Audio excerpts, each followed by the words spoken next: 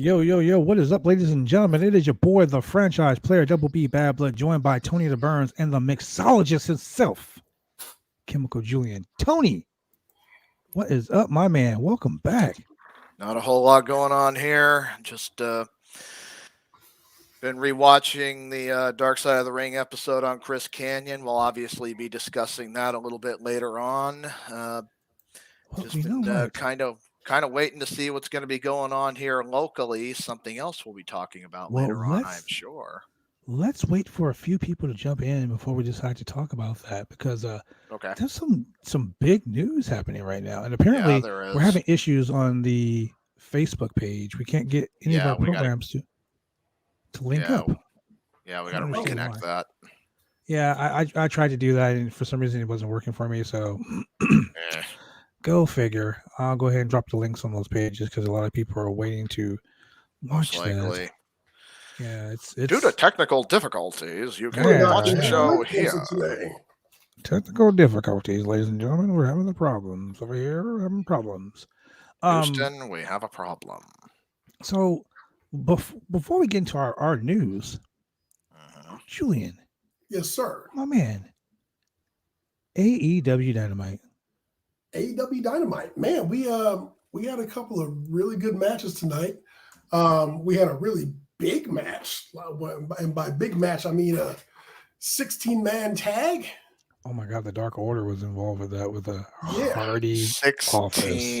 Jesus Christ. 16-man tag. And you know how I feel about the Hardy family office. Yeah. We also got to see Jungle Boy versus Adam Cole. I am looking forward to watching that. With Adam Cole picking up the win and the Elite coming out to celebrate afterwards, and Bryan Danielson coming out with having a few choice words for him. You know what's funny? If you watch BTE, the Bucks have not told Adam Cole about what they did with Hangman Page, and he is waiting for Hangman Page. He's like, dude, where's Page? You know, like, oh yeah, he's over here. Like, no, where's Page? Oh, he's over here, man. He's over here. Like, literally, it's the funniest gimmick, the funniest bit that they do on the show. Awkward. It's hella awkward, yeah. What we got going on here? So, so the funny thing is, I've been watching Dynamite, and the fact that Matt Hardy is a heel and came out insulting the audience, I was like, oh, we're going for the cheap heat tonight. Okay. Well, I mean, come on. The Hardy family office is the stupidest name for any. I know you don't like it. I freaking hate it, man. It's so stupid. The Hardy family office. That sounds stupid to me. Line of the night is MJF saying that he's got Bruce Pritchard on speed dial. Wow. Shots fired, bro. Look. That was hilarious. We talked about this the other day. I'm totally with the MJF gimmick. Even his parents, bro. I told you, his mom followed me back on Twitter. Greatest thing ever, bro. Greatest thing ever. Yeah, that was hilarious. We're his parents, and we fucking hate his ass too. It was so over, little bastard. Which is really funny because, if you listen to his words and his mannerisms, he's just kind of a little bit of a douchier Chris Jericho. Back when Jericho had the ponytail, he's pretty much doing the same act, just a little bit douchier, modern day, if you will. But it still gets over. So, why not? If you're going to steal from the best. I mean, it is what it is. If you're going to steal something from the best, at least steal some good shit. Yeah. We also had CM Punk on commentary for quite a while tonight. Punk is good on commentary, dude. Punk is really good on commentary. But then again, Punk is good at everything he does. Yeah, he came out, he opened up the show, came out, talked to the crowd, and then went to the booth, and he was on commentary. I mean, it works. The whole, so I can't say this was the purpose of it, but the whole purpose of this whole Dark Order seeming like they're going to break up kind of culminated with Evil Uno walking out on the match tonight during the 16-man tag, and then -1 and the wife and Cody's wife. Yeah. And the two girls coming out, telling them to get it together and get back in the ring and win the match, which they did. And they were teaming with Orange Cassidy. And Orange Cassidy is -1's favorite wrestler. Yeah, of course he is. He even did the Orange Punch. And the Orange Crush. Or the Orange Splash. I like Orange Crush. It's pretty good. Yeah, it's not bad. So, of course, in honor of Brody Lee, the Dark Order pulls it together and win one for -1 in the family. Well, I knew that was going to be a good show, a good match. I knew it. I was waiting for, with all the people involved in that match, it was crazy. Like those are what I like to call clusterfucks because they're going to be a cluster. But everybody kind of hit a finisher of sorts, which that's what those matches are made for. Pretty much. Trying to think what else of note happened tonight. So we'll get to the main event in a minute. We also had we had the Nightmare Factory.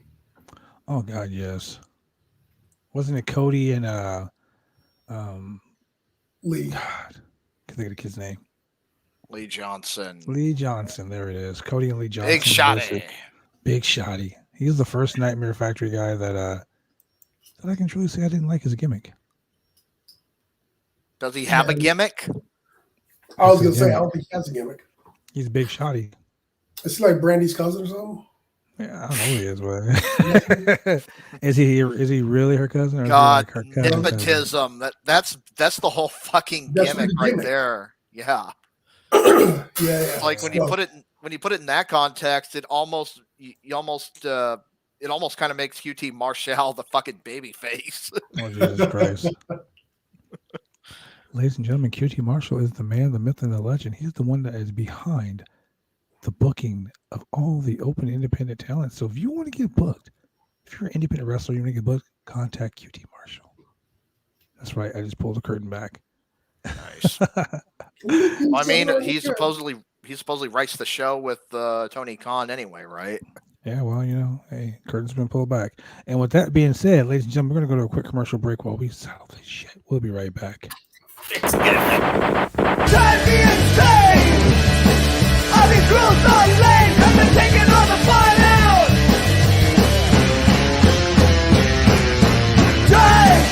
Drive me insane!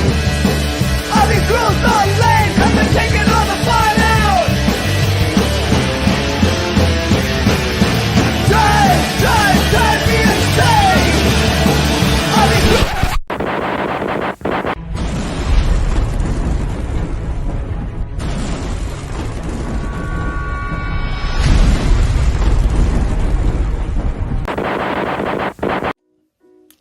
When you want to get your hair cut, you go get your hair cut right. You head down to Big D's Barbershop. Big D's Barbershop, Vancouver, Washington's best and brightest. 1019 Main Street, Vancouver, Washington, where you can go get your hair lined up, cuts, fades, shampoos, conditions, and all the great things that go with supporting a local barbershop in a local business area. You can also reach them online at www.bigdsbarbershop.com. Go get your haircut right.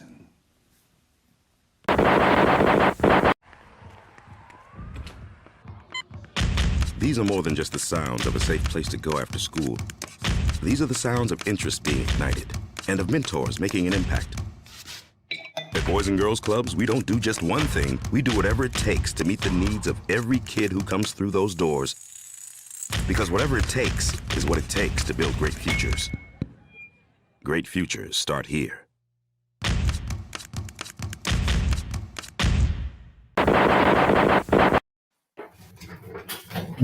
Ladies and gentlemen, welcome back to another exciting edition of the Roundtable podcast. Oh my God, man. Look.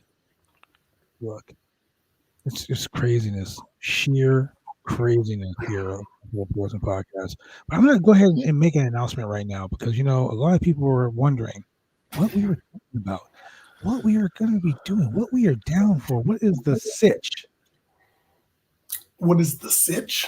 Tony, let the people know what the sitch is. What is going on with BCW Worldwide coming up? Yeah, well, I know that we originally had anticipated running our first show back on October 3rd, this coming Sunday. Unfortunately, due to some scheduling snafus, that's not going to be happening, at least as far as that building goes. However, from what I understand, I've been told by the higher ups, the powers that be, the Booker man. Booker man. I respect you, Booker man. It's me, Austin. It was me all along. So as I understand it from the intel that I've gotten, we will be running our first show back later on in October. We will be running, yep, and that's going to be at we're actually going to be running at a brand new venue, something that we might be doing, maybe a reoccurring thing, possibly. Something new, like pay-per-view style? Is that what you're saying? Could be. So let me go ahead and I've actually gone ahead and written everything out here for everybody to see. So October 23rd at Holocene, which is located at 1001 Southeast Morrison Street in Portland, very close to downtown. South Morrison Street. Very close to the downtown area. And we'll be taking advance tickets. You can call Patty at 503-757-3132 or email bcwbooker@gmail.com. If you get your tickets in advance, you can save $3. Otherwise, it's $15 at the door. So $12 in advance, $15 at the door. And ladies and gentlemen, for those who don't live in the state of Oregon, for those who can't make it to the Holocene, Saturday afternoon, October 23rd, BCW Worldwide presents The Return. Adults only. That's right, 21 plus. All right, that's what I'm talking about. Here's the 21 plus. So the alcohol will be flowing that Saturday afternoon. That's going to be a 5 p.m. start. 5 p.m. will be the start. First bell will probably be about 5:05 p.m. Now, here's the deal, ladies and gentlemen. For those, like I said, for those who aren't in the state of Oregon, if you're not in the state of Oregon and Washington and you can't be here live, go on Facebook right now, ladies and gentlemen. Go right now on Facebook and find the Roundtable Pro Wrestling Podcast Facebook group page. Go find that. It's simple. Type in there the Roundtable Pro Wrestling Podcast. Like, click, and subscribe. Join. And there will be a special pay-per-view live stream of this event. Yeah. So you can watch it live. It's not going to cost you much. But go right now. Because that is the only place you're going to be able to see this. The only place you're going to be able to see the Roundtable Pro Wrestling Podcast stream of BCW Worldwide presents The Return. Yeah, I mean, we're right around Halloween time with that show too. So what I hear from what the Booker man told me when we talked about this, there are going to be some crazy extreme matches. I mean, the No Limits Hardcore champion, the wonderful one, Zach Winters, will be defending his championship in a 3 Stages of Hell match. Oh my God. Unfortunately, I will be defending the OIW North American Heavyweight Championship once again against that dirty ass hillbilly himself, JB Moonshine. Jesus. Is he going to be drunk? He's always drunk. The guy's fucking drunk 24/7. That's the best part of the match. Man, I'm telling you, he's going to be at a bar too. That makes it even worse. He's I was going to say. He's buying. Oh man. Look, I mean, there's your strategy right there. Just get him nice and loaded up before the show. Just buy some drinks for him. And then eventually you can, maybe, you can probably get him out in the parking lot where he could pass out. Then you just win the match by default. Tony, there's a reason why you're the best co-host. I mean, Chemical Julian is the man, the myth and legend. He's the mixologist of professional wrestling, ladies and gentlemen. He mixes shit up. Oh man, I mix chemicals 24/7. That's my job. That's how I make my money. It's my bread and butter. Bread and butter. See, he's mixing up bread and butter too, ladies and gentlemen. He is doing all types of shit. All types of shit. Oh my God. Anyway, so with that being said, ladies and gentlemen, we're going to go ahead and talk more about this astonishing show, AEW Dynamite. Julian, let's go. Who else do we have here tonight? Oh, yeah. So, little bit of surprise here. Cody Rhodes is talking about getting some payback against Malachi Black. I will leave Malachi Black the fuck alone. Well, you know, that's what Arn Anderson told him. Arn Anderson said, hey, man, you know, you've gone up against him like 2-3 times already, and he's been whooping your ass. In fact, he's been whooping on all of us. Right. You know, and last time you in here crying, leaving your boots in the ring. like you know, what's up with that? And said, Arn you know, Anderson Cody, is not messing you're the around. kind of guy who, if he gets carjacked, you know, you're gonna let the guy have your car. He said, I'm the kind of guy who, if I get carjacked, I'm gonna pull out a Glock and blow the guy's brains out. And Double A said, you know, the only reason I'm not up in here kicking his ass is because I'm an old man, but I don't coach losers. And he told Shotzi or whatever his name is, come on, let's go. Little Shotty. So he pretty much told Cody, unless you don't amp up your violence game or, you know, step it up a few notches, I ain't gonna be messing with you too much longer. Well, I mean, you know, here's the thing. Cody is Cody, man. Fans are on Cody, man. They're fucking shooting Cody down. Like, he walked out there in New York and Cody walks like, what the fuck? These fans are booing me? Yeah. Oh, nobody's buying this fucking babyface act of his. Not somebody one called bit. Cody Homelander. Someone said Cody thinks he's Superman, but he's really Homelander. He looks like Homelander too. I mean, he did come out dressed like Homelander. I mean, I don't know. He man. really did. I thought he looked like Evel Knievel. For those of you who don't know who Homelander is, ladies and gentlemen, go watch The Boys. Go watch The Boys. It's amazing. Better yet, boys and girls, read the comic book. Read that a too. book. No. Read don't a have to read the book. comic book. If they read the comic book, they're gonna be really disgusted. I mean, look. Here's the thing about The Boys. I watched that show. Oh, it's not for kids. And no, no, it's not for kids. God, no, it isn't. The fact that the last scene of the last episode is Homelander standing on top of the Statue of Liberty. Yeah. And he's like, I do what I want. Yeah, he's like, I do what I want. I do what I want. And then the camera panned over. I'm like, oh my God, he does what he wants. Like, he was doing what he wants. He did what he wanted. I was like, oh my God, he really is doing what he wants. He had no fucking chill. Oh my God. like none whatsoever. No chill. He was just doing the most. Man. Apparently, the season 3 actually just wrapped filming 2 days ago. So I cannot wait for it. I cannot wait for it. Good sign. Very good sign. Now, if they just want to, I was talking to you guys. I was talking to you guys offline about something I found. So my late great father-in-law Ed Pierce passed away a few months ago. Well, a year ago. And he left me some real cool shit. He left this video box, and I was going through the box, and I found a whole bunch of cool videos in the box. And one of the videos that I found, believe it or not, had a gentleman by the name of Cameron Starr. Oh, real piece of shit. Oh God, no. Real piece of shit. Oh God. But Cameron Starr was involved in a intergender match against a young lady named Rebecca Knox. Oh no, my God. I see pictures of this match. I think I posted a video. Rebecca Knox, currently known as the Man Becky Lynch. Becky Lynch. And she schooled his ass.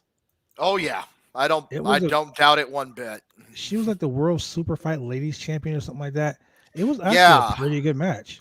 I mean, so she carried him the whole way. So for those of you who aren't aware, Becky Lynch, Rebecca Knox. Actually, she was in the Northwest for quite a while earlier in her career. She spent a few years out here working mostly in Canada, the occasional trip down into Washington. I don't know if she had worked any of the Oregon promotions. No, this was As far as I CPW. know. This was Championship Pro Wrestling at the Milwaukee Elks Lodge. Oh, it was? Okay. Yeah. Actually, I have the DVD. I'll show you. I've got to see this. Yeah. Yeah, it was pretty freaking good. I mean, she carried Cameron Starr's ass, that's for sure. Yeah, she made him look like $1 million when y'all know he looks like $1.75. But anyway, yeah. Now, that's just okay. Yeah. So a little more context for those of you who aren't aware, and I promise I won't try to bury him too badly here. So Cameron Starr is a funk trainee, and I use that very loosely. Don't do that. Don't do that. He is not a funk trainee. This guy is a guy who went to Terry Funk's. Okay, so here's a story. Here's a story. That's why I said very loosely. Because Cameron Starr used to talk about how he was such a great trainee and he did this, he did this. I'm friends with Dory Funk. So I asked Dory Funk, did this guy actually come to the Funk Conservatory? Hey, you know what he said to me? Because he remember Cameron goes around saying he was Dory's favorite student.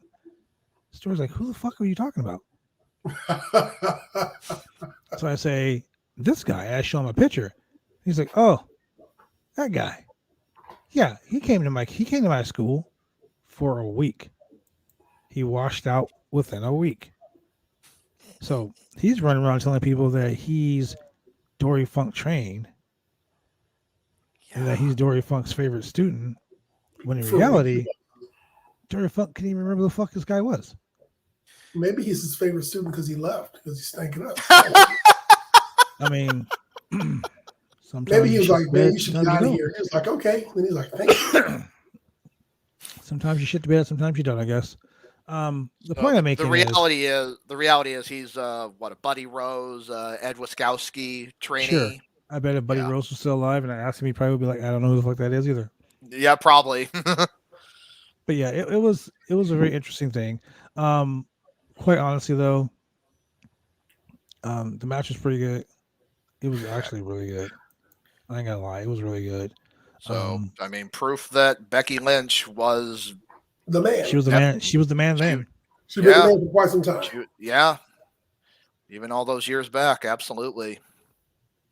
God, she had to have been like in her early 20s then, right? She was like 19 or something. I was gonna say she had to be really young. She was very young, and like you have to like really like look at her. I was like, is that Becky Lynch? And it was like Rebecca Knox, and then I scrolled. I'm like, oh my god, that's Becky Lynch. I'm like, look at her. She's carrying the shit out of this guy. Wow. So naturally, I was like, I need to post this in the group. So I posted it in our group chat, and then I sent it also to Cassidy Haynes from BodySlam.net just messaged me.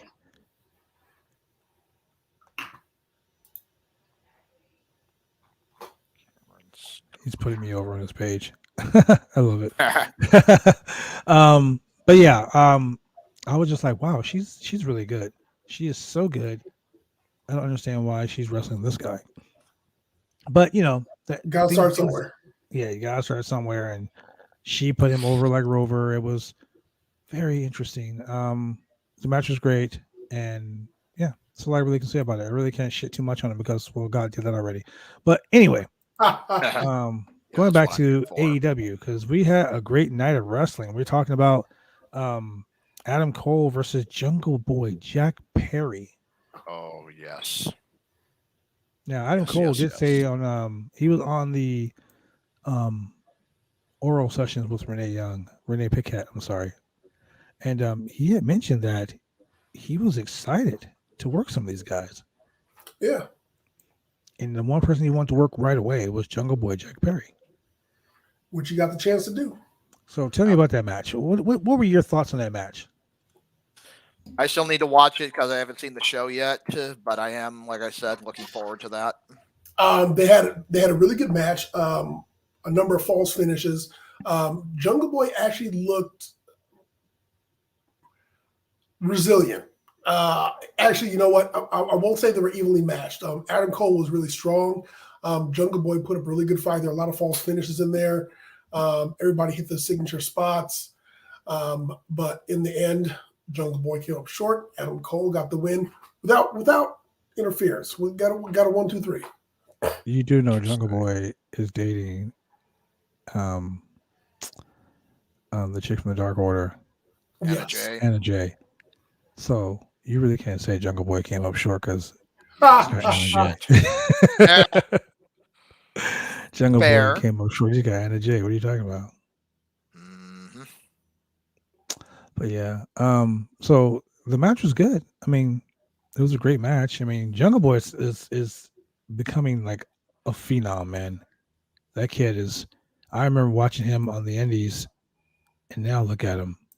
He's freaking amazing. Mm-hmm. Now we just got to get him to cut some promos. Oh, he did it. Okay, so he talked about that on Oral Sessions, and he doesn't feel comfortable doing promos. That's why you don't see him doing it. I know. And I'm like, dude, like girls love that. And he's such a nice guy, and he's so quiet and so shy. Like, yeah, he's shy. I think that's pretty much what it is. I think he's very shy, and I just think that I think the kid has so much going for him. So much going for him. I mean, he's amazing. I can't say too much more about the guy because, he's just that damn good.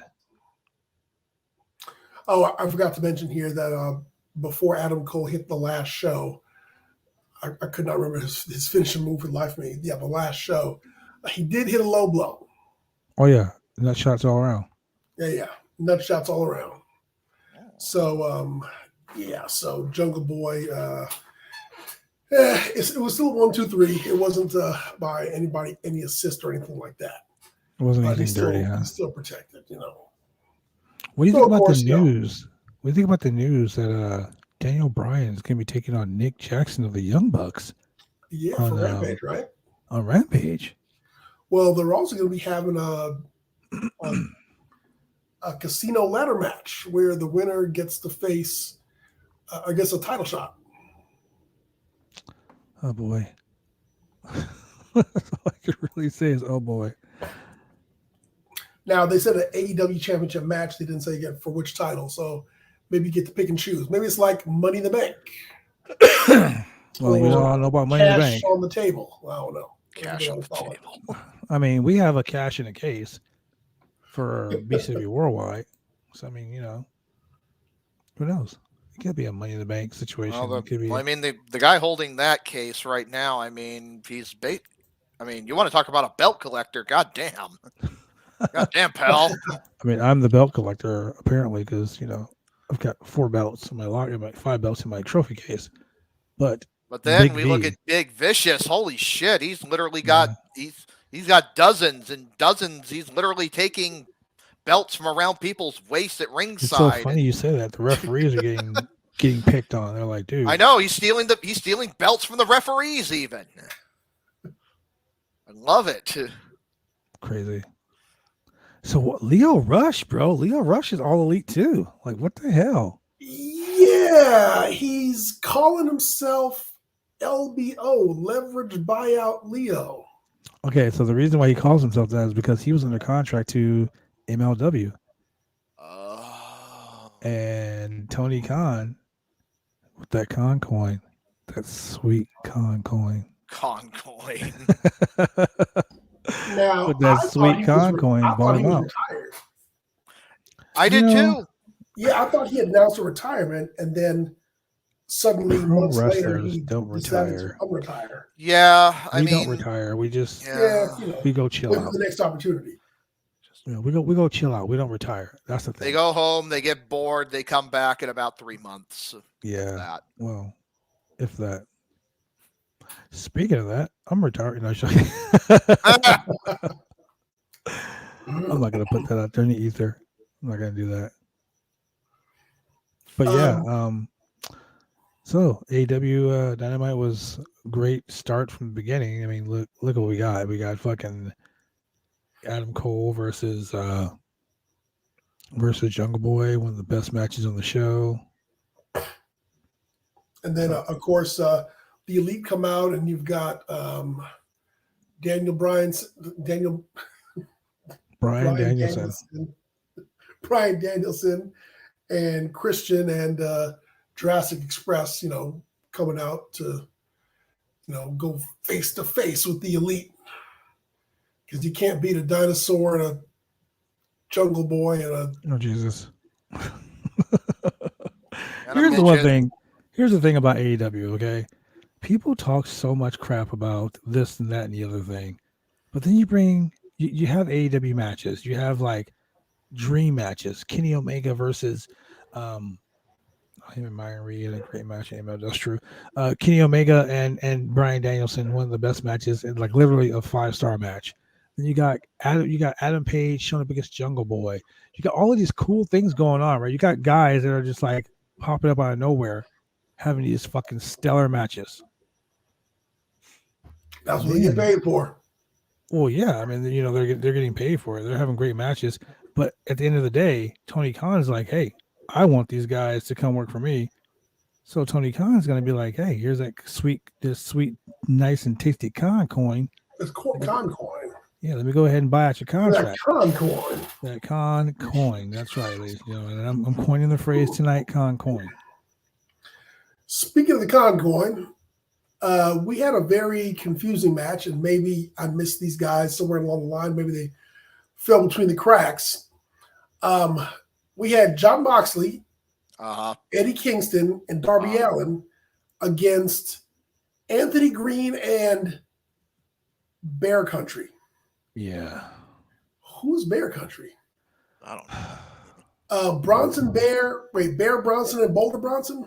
Yeah, they're indie guys. Bear Boulder. I don't fucking know. Bear Boulder and Bear Bronson? Yeah. Bear Boulder, Bear Bronson, Charles Bronson. So the funny thing is, so you bring out Jon Moxley and Eddie Kingston.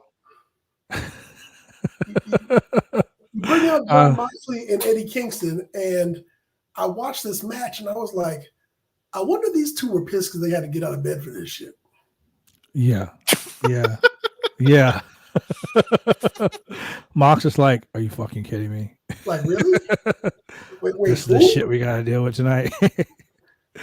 Darby's just Darby. He don't care. Darby's like, I'm fucking Darby's here. like, I'll be there. All right. Sting's like, I'm here. I'll be there. Yeah. So that was that. I just didn't know who they were. That honestly sounds more like a dark or a dark elevation match. I was trying to figure out if they were like a repackaged somebody from someplace else or whatever. So then after that was the 16-man match where you had Orange Cassidy, the Dark Order, Colt Cabana, John Silver, and Alex Reynolds versus Matt Hardy, Isaiah Cassidy, Jack Evans, Angelico, the Butcher Blade, and George All. And that sounds like a fucking mess. So when you look at a ring and there's 4 people on each apron, yeah, and then like at one point I want to say that like maybe 4 were at the outside, and then the rest were in the ring brawling. I was like, okay, it was too much. But anyway, the whole point of this was, over the past few weeks, Dark Order acting like they're going to break up, and Evil Uno had enough, and he was walking out. But out come Brody Lee wife and -1. They're like, no, you got to do it for Brody. You get back in. Here's the thing, too. It was in Rochester. That's Brody's hometown. Correct. So they wanted to make it like a real important situation. They wanted it to be like a big thing. Correct. It was what it needed to be, in my opinion. Yeah. Was the match at least reasonably short? You know what? Looking on here, the match was 8 minutes 38 seconds. Okay, so for a 16 man, that's about what I was hoping it would be. So like 35 seconds per man, yeah. I'll take it. Okay, so let me. And as I said before, Orange Cassidy did hit the Orange Crush and the Orange Punch.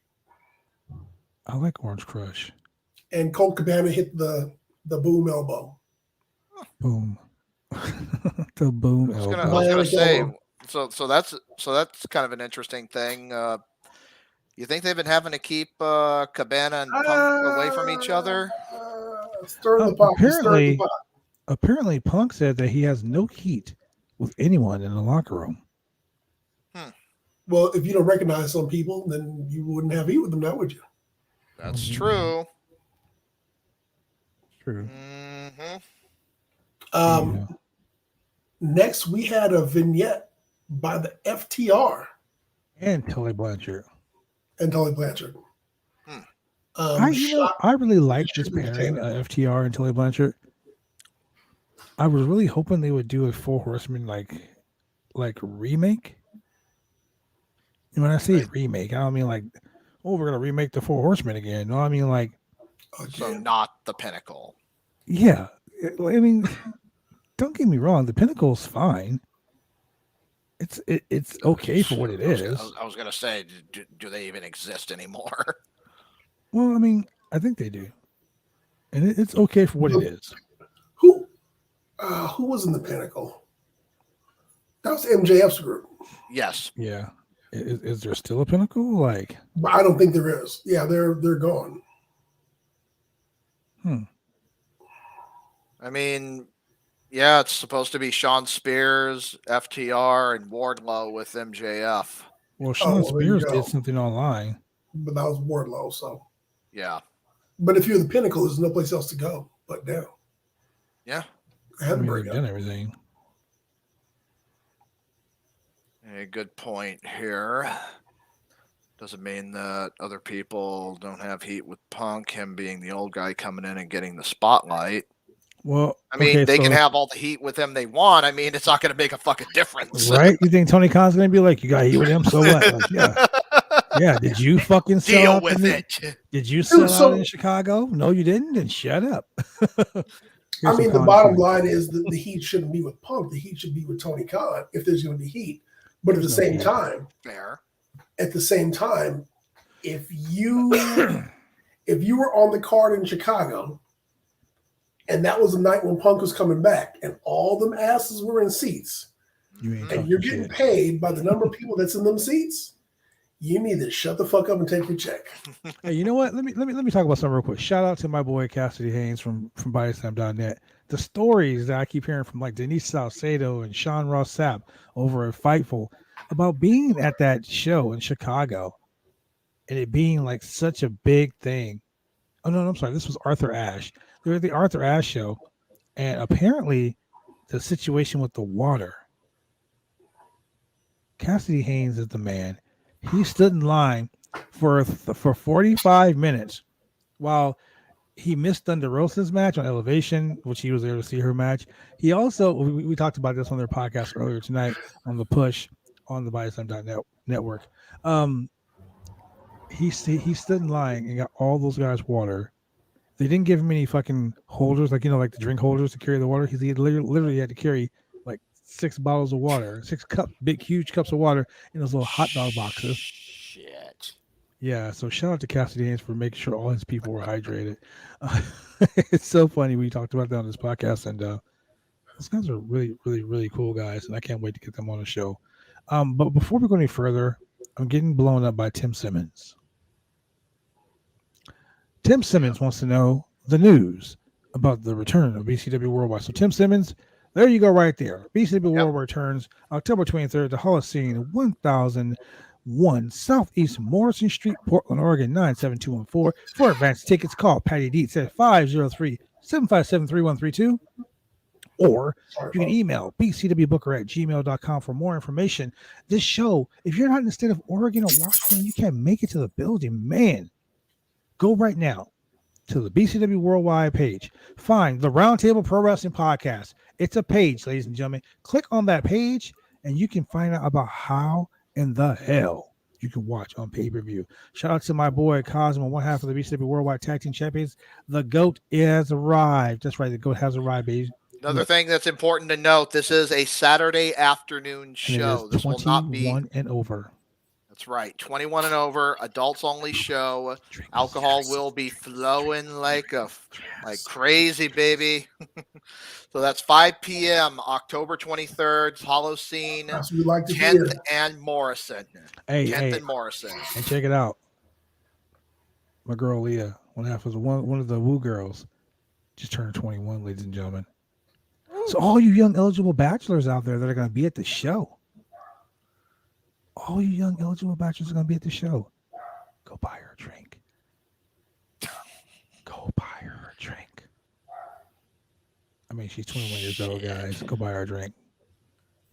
Just saying. Week after. Damn. I was teasing her. I told her I was going to say something about it on the podcast. That's right. You can watch the stream, my friend. Go find the Pro Wrestling, the Roundtable Pro Wrestling Podcast page. Roundtable Pro Wrestling Podcast page. Say that 5 times fast. I tried to. Shit.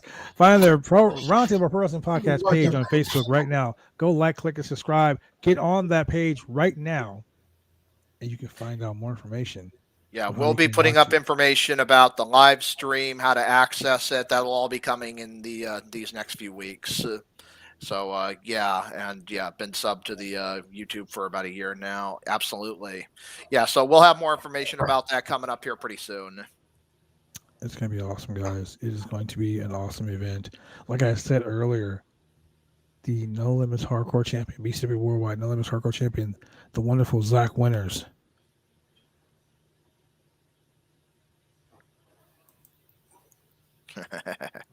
Of course, Adam Woods, ladies and gentlemen. Look, according to Woods, Adam Woods. According to Woods, I like to have Adam Woods on the show because Adam is funny. He is smart. He is intellectual. He's a barn burner.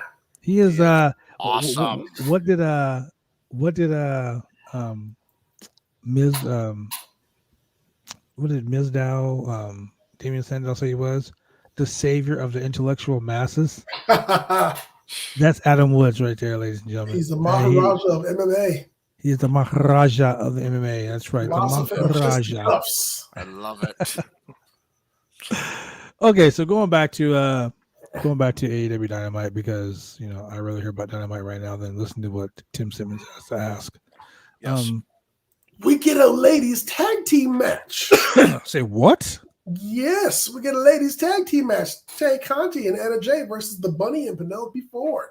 Yay.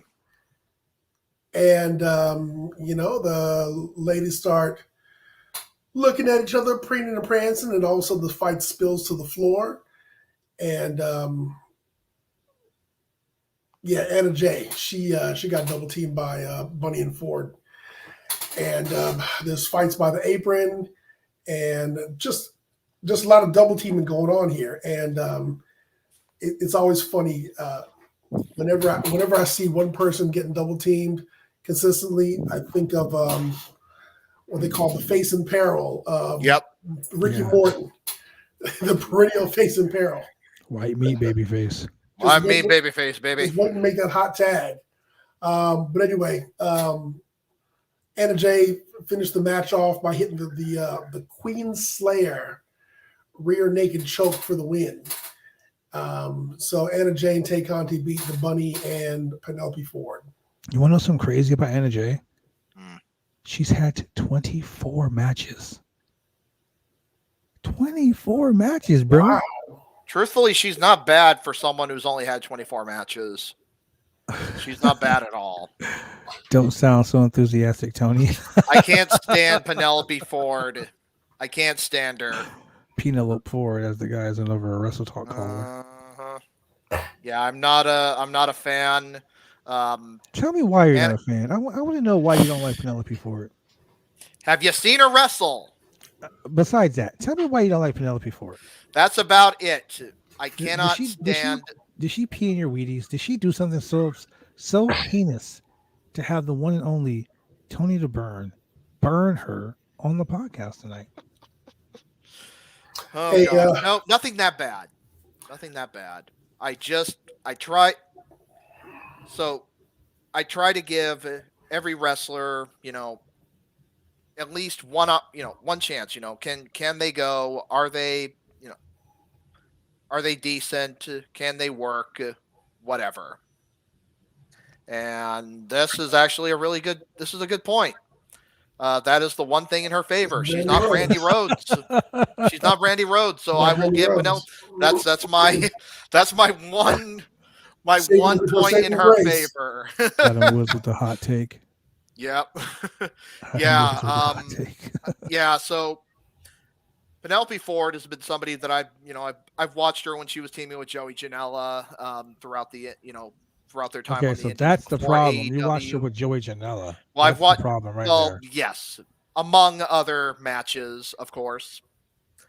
But yeah, I've watched her singles matches. I've watched her tag matches at AEW, and no matter who she's faced, the match just has not been good. She seems to bring down every match that she's in. Harsh words. Now, like, let's just say with Cherry Bomb, the bunny, she can work at times. She's not horrible. Be careful what you say, because I was gonna say, if anything, like, hey, let's end this on a high note. What's your favorite? What's your favorite match of hers? With the bunny or Penelope Ford? Penelope Ford. God. You're asking for it, aren't you? Julian always mixing shit up. He over here just throwing shade now. I'm trying to raise the tide here. Raise the tide. High tide raises all ships. Honestly, and I know I just mentioned that her match is teaming with Joey Janela. Not exactly, my favorite per se, but it's your favorite of hers. They had one match at Beyond Wrestling that I was pretty okay with against Jonathan Gresham, and it was. Wait, what? What was Gresham doing in the match? Who was his partner? It was a handicap match, 2-on-1. Wow. Well, yeah. Well, I gotcha. I totally gotcha.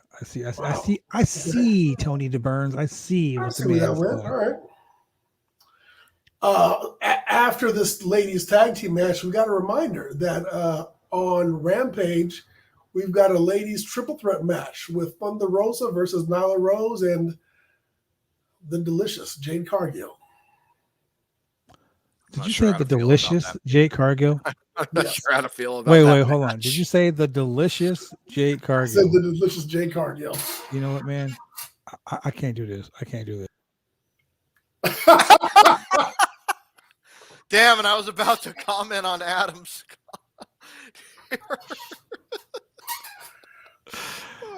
The delicious Jade Cargill. What the fuck? I was going to say. Listen here, Laurinaitis. Zeta Zhang isn't in AEW. Yeah, I mean, there's a lot. You could honestly say that about a lot of wrestlers that could have an opportunity. I mean, they did sign Kiera Hogan to a contract finally, so a step forward, at least. Kiera Hogan's awesome. Yes, she is. Love Kiera Hogan. But here's the thing about Kiera Hogan. She could have just stayed at Impact. Could have. Impact has to deal where they can bring people across the pond, so to speak. Correct. Yeah. Although to be fair, she has mostly been working with just AEW and NWA Power, so yeah, nothing wrong with that. Nothing wrong with that at all. True statement. Nothing wrong. More opportunities. More opportunities. Well, she's on the show now. She's doing the most. Yeah. Name one good Thunder Rosa match. Thunder Rosa versus Britt Baker, a lights out match. That was going to be my choice as well. You said one. There are a couple of Thunder Rosa matches in NWA match. Power that were great. Yeah. Yeah. She was the NWA Women's Champ. Yeah, I was going to say Thunder Rosa against, God damn it, former champion. Help me out here. Serena Deeb. Serena Deeb, yes. Serena Deeb can have a good match with anyone. Love Serena Deeb. Is freaking awesome. Serena Deeb might be my favorite women's wrestler currently active. They need to give her some. That was because of Adam Woods. Adam Woods is a little salty tonight, ladies and gentlemen. Damn. He does not like Adam Woods is salty every night. Let me tell you. He does not like Thunder Rosa. I don't know. I'm a big Thunder Rosa fan. I'm a big Serena Deeb fan. I mean, I like Britt Baker too. Absolutely. I mean, you really can't go wrong with any combination of those three in a single match. MMA record. Oh, we got a fight in the group.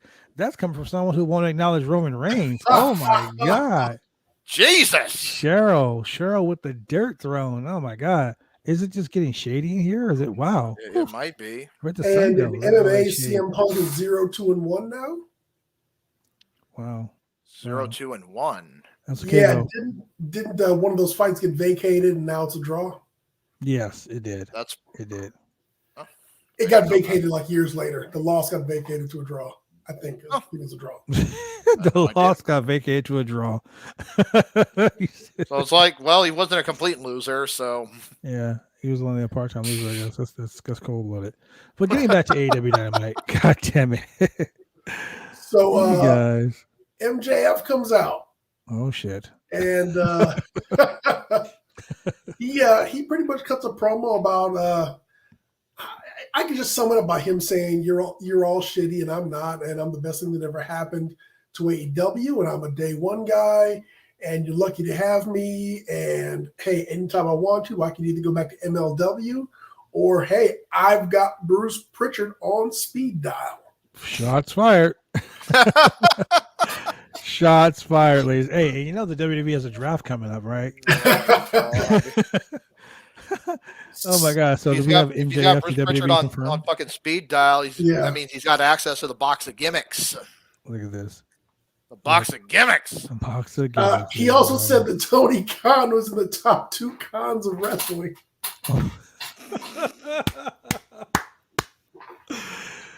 Wow, man, he is so. Look, I don't care what they say about MJF. He is so fucking over, bro. Even his own parents, who I'm so happy that his mom followed me back on Twitter. It was the most exciting moment of the day, man. I was like, oh shit, she followed me back. I retweeted her picture when she said, and I quote, "I'm sorry, I'm MJF's mom, and we don't even fucking like him." I was like, wow. You know you're fucking over the hill when your own mom doesn't like you. And the dad did an interview and he was like, I can't beat his ass anymore because he's an adult. Like, what the fuck? But enough of this gratuitous self-putting over. Out comes the babyface Darby Allin for the save. Big D. For the crowd's delight. At which point MJF calls him a school shooter on a skateboard. Oh my! Wow. God damn. Wow. We're talking about some fucking legit heat, bro. Yeah. Like, this isn't go away heat. This is like drop dead heat. Like, wow. Yeah. Like when he was talking about Brian Pillman's mom, he was like, she's a fucking drug addict. I was like, whoa. Now this? Yeah, so he was calling him like a B player, second best, second stringer. He said he was like Scotty second stringer. He said he was like Scotty. He said he was like Scotty Pippen and Sting, while MJF compared himself to Jordan and Gretzky. Oh my god! I mean, he called himself dude. It actually was comedy, and part of it was like, God, this guy's a douchebag, but fuck, that was pretty funny. Dude, he's such a douchebag. The character is such a douchebag. Yeah. That bro, I mean, you can't say anything bad about this guy because he is so fucking good. I couldn't hate on it. I could not hate on it at all. Like, you look at him, you want to smack him in the face. He has that punchable face. He looks like a D-bag. He's got that Miz to him. He just, dude. Yeah, but that's what made Miz so good. Oh yeah, because Miz is just you just look at Miz and you're like, he's a piece of shit. He's a better Miz than the Miz is at this point. He's so good though. He's so good. Like, you look at him, you're like, this fucking piece of shit. Yeah, it's true. You have to love it. Look. MJ's parents need to be in the crowd more often. Oh man. Yes, it's true. Yep. It is so true. I wish I could find that tweet. I will put that shit up for you guys. All right, so the fact that so here's the thing, dude. I want to talk about this because it's been on my mind all day. Yeah. Bryan Danielson is cussing. Bryan Danielson is talking shit. Like the WWE, he was like the nice guy. He basically said Kenny has no fucking balls, bro. Last week he said he came to kick somebody's ass and he wants to kick his ass. I'm waiting for him to say, listen here, bitch. Because, in wrestling, you call someone a bitch, that's like slapping someone's mama. Like, it's like calling him chicken shit. Yeah. Yeah. I was going to talk about that on our Friday show, but Bobby Lashley, like we talked about on our show the other day, does not need to be doing promos. Listen here, Roman. Listen here, Biggie. I don't need you to hide this person. You know what that means? You're just a chicken shit. Really, bro? You could. Whoever wrote that should be slapped in the mouth. Yeah. That's Vince's way of being more edgy. Like, let's put some edge to this guy, pal. Let him say chicken shit. Chicken shit. Such good chicken shit. Almost as good as the fucking Hardy Family Office. Anyway, I hate that name. So is Private Party like his furniture movers or something? And then the girls are his secretaries? Like, why is it family? Why is it family office? I don't know. I don't know. Do they run an office? Is it like Maybe FedEx print and serve? Brian swearing is the funniest thing ever. Cheryl said. Yeah, it's kind of funny. You don't think of vegan swearing. Yeah. He did. He left his filter at the WWE. I think a lot of people are going to end up leaving their filters at WWE. Right. I mean, fuck. Did you see? So the story about Danielson using the cattle mutilation and how he was told to never use it because they couldn't see his face. Yeah. So the first thing they do as soon as he gets to AEW is like, do whatever the fuck you want. You want to kick people in the fucking head? Do it. And see, that's the difference. The WWE as opposed to WCW, ECW, NWA, fucking all these other companies, the WWE was always like the leader in all of these things. They wanted to make everything a spectacle. They wanted to make it so big, but then they want to dumb down people. AEW comes along and they're like, hey, this made you popular. Do this. So the funny thing is, as soon as when I read the article about him, they don't want him to do the move because they can't see his face. Eric Bischoff on his 83 Weeks always talks about like certain characters who had it and some who didn't, and why you wouldn't want someone with long hair in their face, and why some people can wear a mask and some others can't. And that's because you need to convey facial expressions when you're in the ring to get across emotion or whatever. And so when they said that by doing the move, you can't see his face and see the emotion on his face, I'm like, oh, okay, I get it.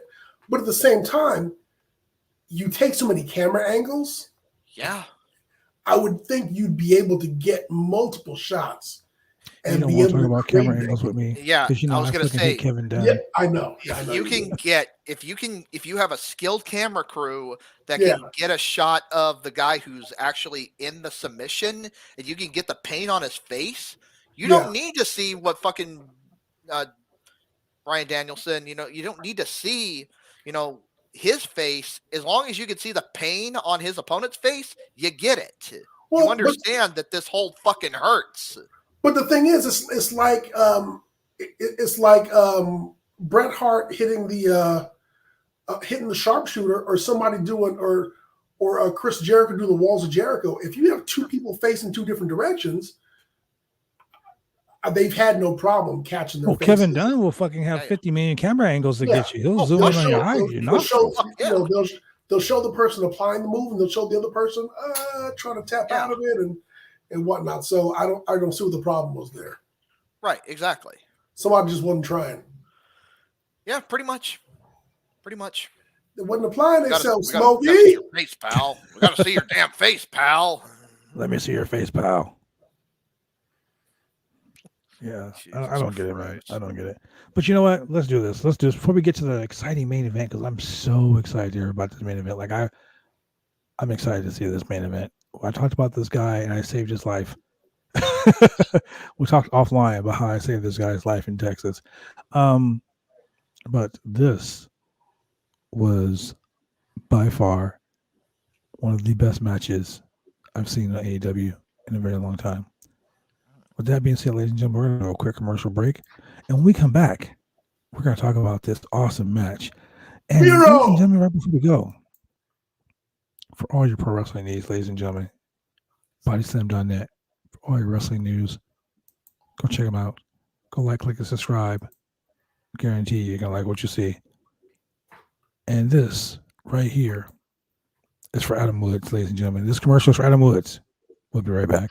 Drive me insane! All these rules are lame, have been taking all the fun out!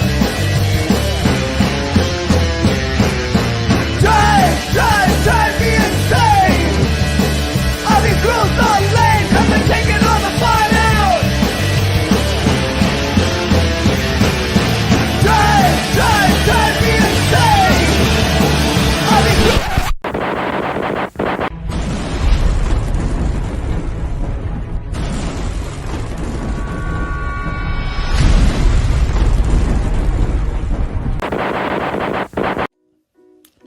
You want to get your hair cut, you go get your hair cut right. You head down to Big D's Barbershop. Big D's Barbershop, Vancouver, Washington's best and brightest. 1019 Main Street, Vancouver, Washington, where you can go get your hair lined up, cuts, fades, shampoos, conditions, and all the great things that go with supporting a local barbershop in a local business area. You can also reach them online at www.bigdsbarbershop.com. Go get your haircut right.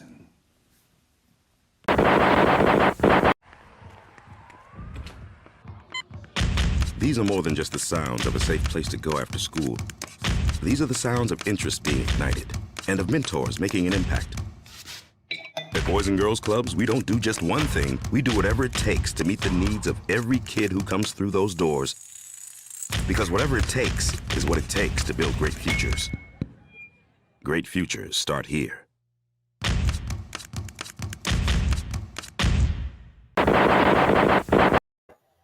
Great futures do happen at the Boys and Girls Club, ladies and gentlemen, and we are back. We are back. So look, let's talk about this astonishing. So real quick, something I wanted to address here. This is one of the reasons why I love the New Japan camera work so much. So when they get in, when Omega's running in for that V trigger, opponent's head sticking through the ropes like that, they always get it where it looks like Omega is killing the guy every single time. It's one of the reasons why I love watching New Japan so much. They always get that stuff right on cue. When a guy's coming off the top rope, they make it seem like the guy's coming from like 20 feet in the fucking air. Yeah. So Then again, I think a lot of promotion 20 feet in the air because they're all like 5'2". Oh man, I'm just saying they're all like 5'5", 5'3", 5'2". So yeah, they look like fucking giants on camera because they're midgets. Yeah, I said that live on air. Like, yeah, you did. They're midgets. Can't take it back now. That's for a can't. Hey, don't at me, bro. Don't at me, bro. Don't at me. Adam Woods loves the 503 originals. That's why, Adam, we love putting that commercial on just for you. I love when Adam is all excited about that. Cheryl says Danielson looks more formidable with his hair tied back, ready for business. He actually looks like a mini Brock Lesnar. Oh my Jesus Christ! Demonetized already. God damn. Oh my Actually, God. maybe Brock Lesnar is what Daniel Bryan. You know, would Gonna look take like some time. Would look like if he ate meat. Oh my God. Instead If of, he just took a bite out of a fucking cow. That's no, why he but was in the remember, butcher shop. He's in the butcher if shop you're chopping watching, up cows. if you're watching Wrestle Talk, they did a report on how Daniel Bryan said that he likes to eat apples because apples are tree semen. Oh, that's right. I remember that. I was like, yeah. Right. Let's go to the main event. Sammy Guevara versus the God's Redeemer, Miro. Now, we talked about this on the podcast the other day, Julian. We're going to fantasy book a match. Roman Reigns, God's new favorite champion. I mean, because God made his return to professional wrestling on the pay-per-view on Sunday. By defeating the demon. Breaking the turnbuckle and everything. You even saw Roman go, Jesus Christ. Yeah. Roman looked up and said, I'm God's champion. It's like, shots fired. But does he have his God up above and his wife down below? Hey, Miro does have the best promos ever. I know. I love more promos. Every time he somehow works Lana into one of his promos, I pop every single time. I'm God's favorite champion. I stiff people in the ring, and my wife stiffs me in the bed. And I was like, tap out Miro. My vengeful God, my double jointed wife. Yeah. Shout out to Miro. Miro is fucking amazing. He might legit have the best promos in AEW this side of CM Punk. His gimmick is over too. So that's what makes this match very, very hard for me. Because it's David versus Goliath. I love Miro. You don't want him to lose. I mean, if he's God's favorite champion, then he can't lose. But because if God stands with you, who can stand against you? But if he loses, right? If the Lord has your back, who can stand in front of your brothers and sisters? Well, I'm gonna go ahead and let me go ahead and do this. Since my boy is over here preaching to get preached, let me go ahead and donate to the collection plate. Gotta dig down, reach down, deep, show your love, man. And that's exactly what Sammy did. He reached down, he dug down, and missed with a flying knee. And Miro was slapping him around. I mean, just ragdolling him, slapping him around, suplexing him, throwing him around the ring. But he made a mistake. You know what was great, though? He snatched off his necklace. Did we learn nothing about snatching necklaces? Man, oh, God. Andre the Giant was cool. He'd still be champion today, even in his casket, if he hadn't snatched off Hulk Hogan's chain. Man. To the point where Piper was like, Hulkster, your chain. You're bleeding. Yeah. You know, it's trying to counter the demonetization. Cornette actually likes Miro. Cornette actually praises the fuck Cornette fucking hates Miro. No, he doesn't. No, he likes him. Did you not listen to Cornette's podcast where him and Miro were going at each other, bro? Going at each other. No, that's what I'm saying though. Even Cornette has come around to how good fucking Miro is, even after all that shit. Man, Miro was like, talk about my wife and I'm gonna break your neck. I was like, damn. Okay. But check it out. You ain't having it. Here's the thing. Sammy Guevara is known for being a high flyer. Correct. He's known for doing all kind of crazy stuff. Right? Correct. So you go for a shooting star press. And God's Redeemer snatches your ass out the air and tosses you like a salad at fucking Red Robin or some shit. Like he just catches you in midair, and he's like, "We're at Olive Garden now, bitch," and just okay. Just for the record here, Conan ruined it for everybody talking about tossing salads and peeling potatoes. I know, right? So we cannot talk about tossing salads during the rest of the podcast. Oh god damn it! Tossed them like a pillow. Tossed them like a He tossed them like a sack of potatoes, pal. Something, but yeah, look, no salad tossing. Look, no one thing that needs to be tossed in the salad, okay, ladies and gentlemen. God damn it! No juggling. Oh man. But yeah, so he rips off his chain and Sammy gets fired up and takes him over the top rope and they go out the ring. They crash into the steps outside the ring and they're just struggling and tussling. But you know, Miro's Miro, man. That's a big dude. You just can't go toe to toe with him. So you know, Sammy tried the standing star press, and Miro had to hit him with the overhead belly to belly. Bro, tossed him like potatoes. Like a sack of potatoes. Like a sack of potatoes. And then we went to commercials. And the avocado has been ruined for me. That's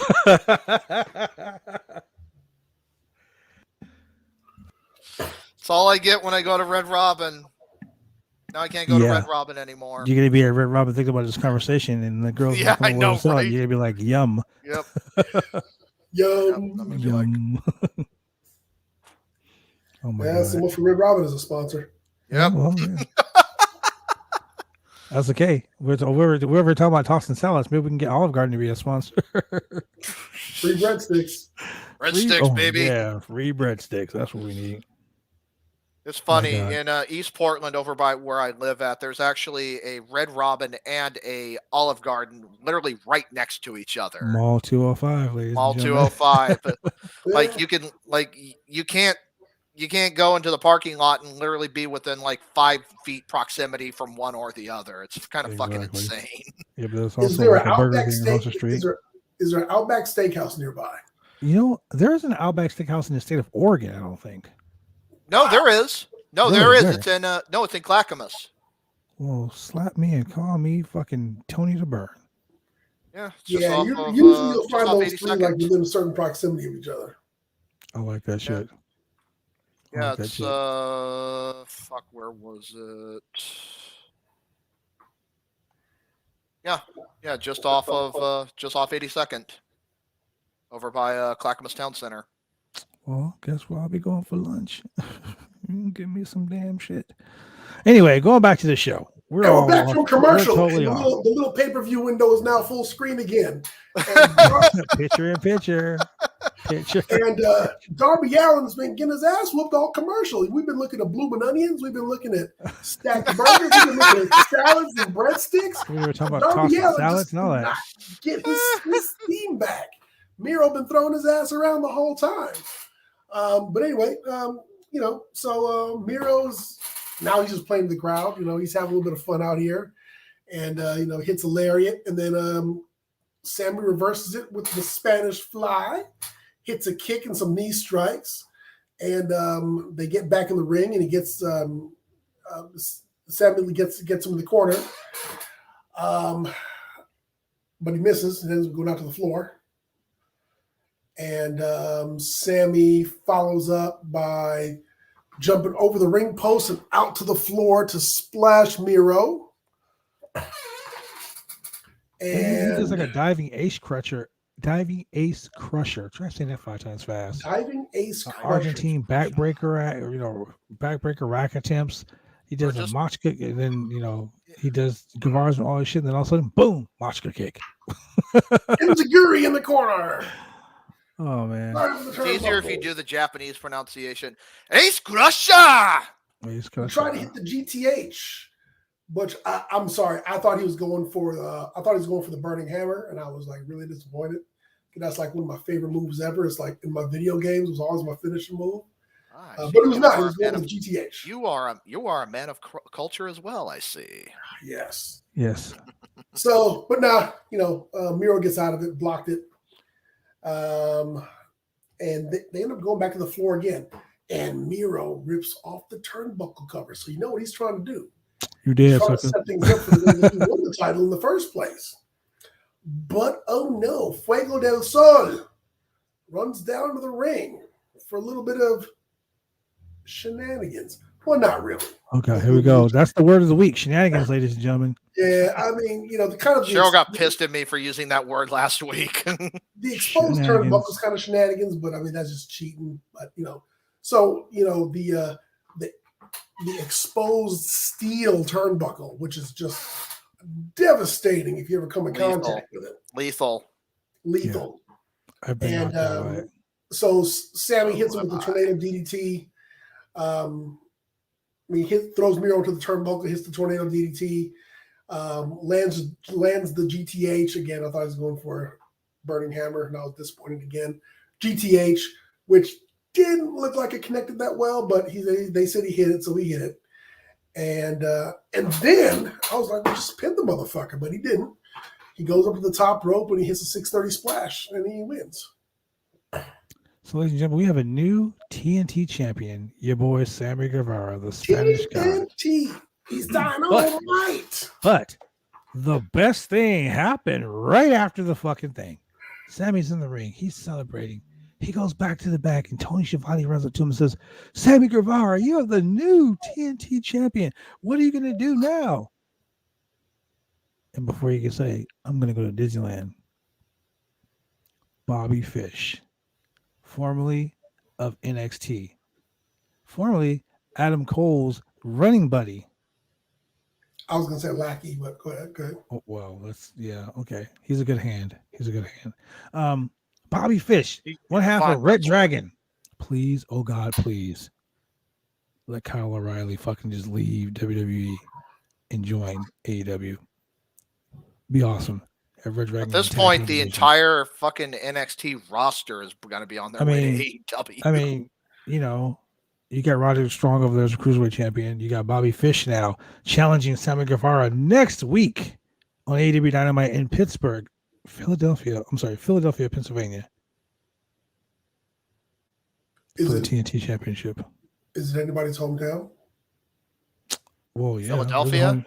It's the hometown. The king of Philly himself, my boy Black G's.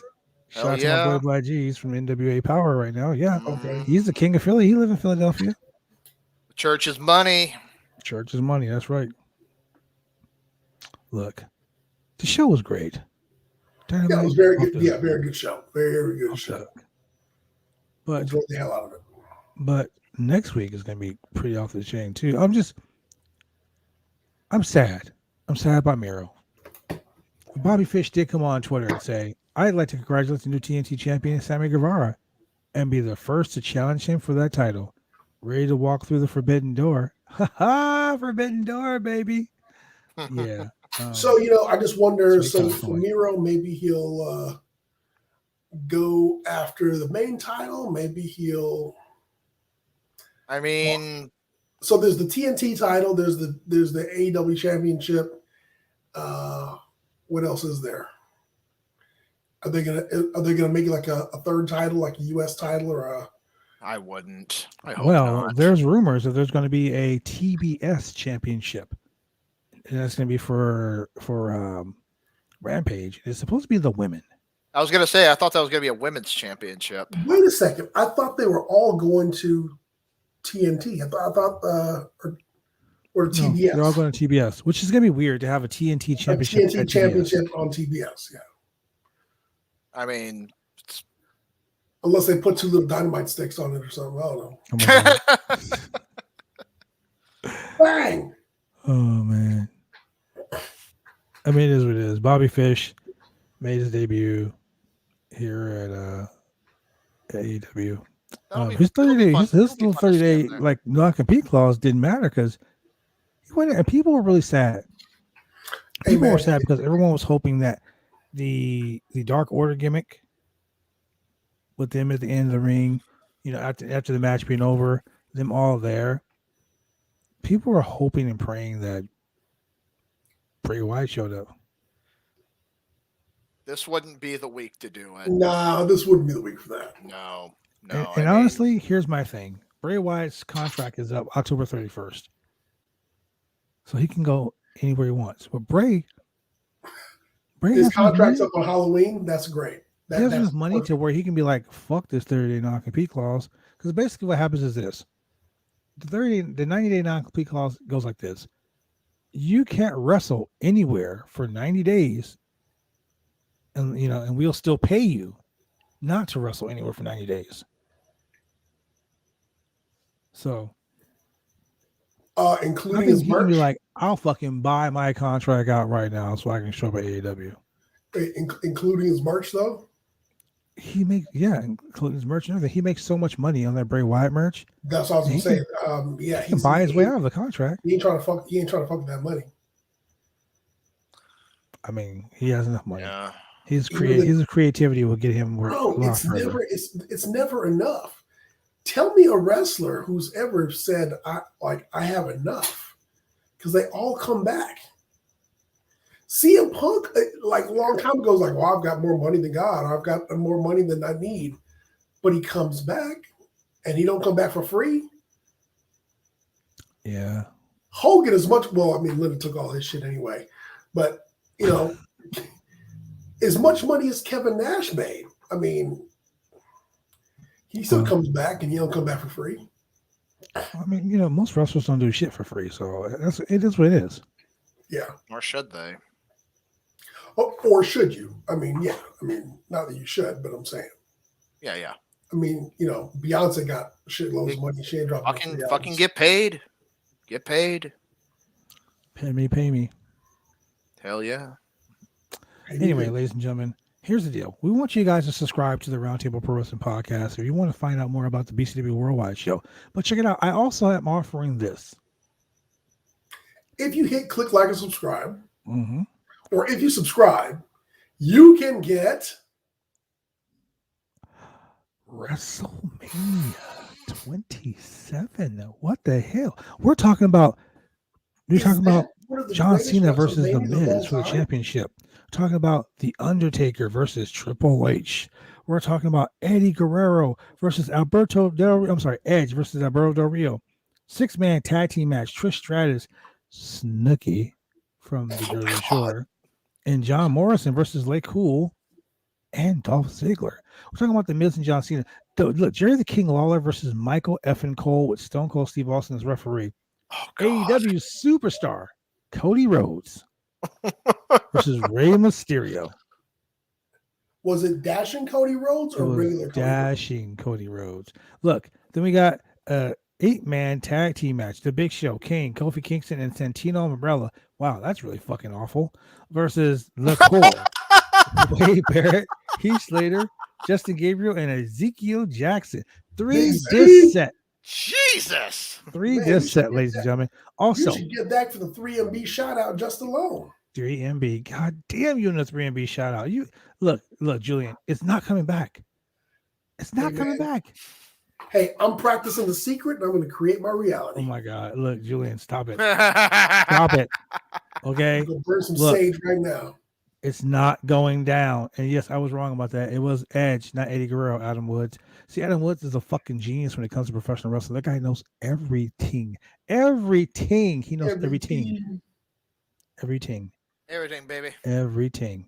Shout out to my boy, the one and only LTP. That's right, my little brother Jeremy Hardy, LTP, ladies and gentlemen. He is the owner of Cave. Look.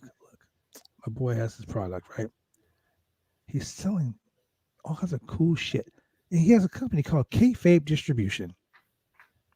Go look it up, ladies and gentlemen. Kayfabe Distribution. Once again, I want to talk about this. Shane, you're an asshole. 3MB will revive. He's almost as bad as that one referee. If he says his name 3 times, he pops up in the. Don't do it. I was going to say, we haven't talked about him in a while. Oh, I seen him at a show a couple weeks ago, and yeah. Yeah, we did see him, yeah. Heath Slater is in Impact Wrestling. Yes, he is. He's hurt right now. I assume he's going to be at, he'll be at Unicon. The dude has kids. He has kids. I mean, shit, he has kids.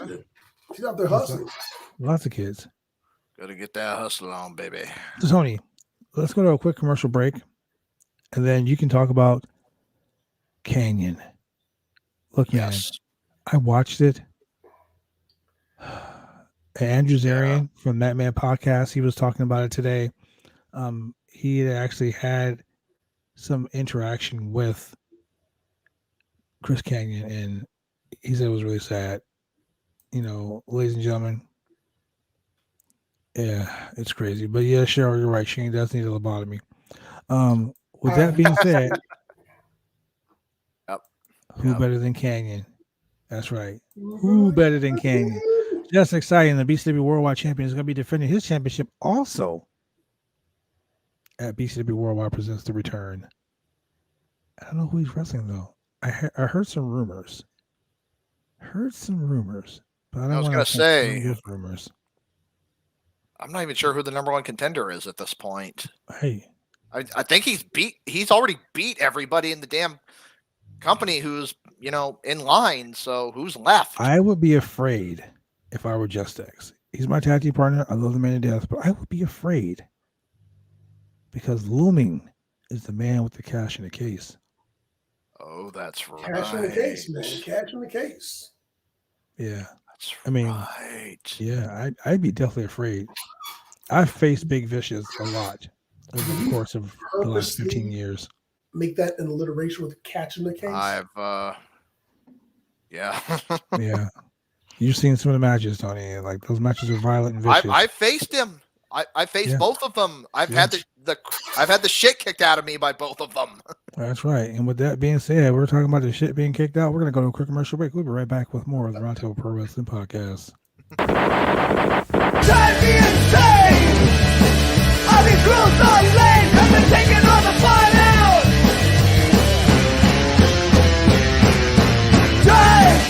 Drive me insane! All these rules are lame, have been taking all the fun out!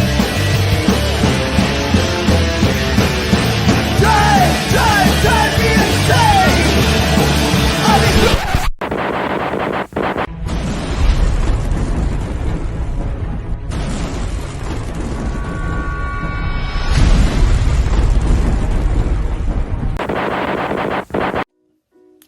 When you want to get your hair cut, you go get your hair cut right.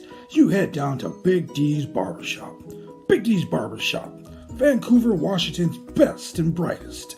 1019 Main Street, Vancouver, Washington, where you can go get your hair lined up, cuts, fades, shampoos, conditions, and all the great things that go with supporting a local barbershop in a local business area. You can also reach them online at www.bigdsbarbershop.com. Go get your haircut right.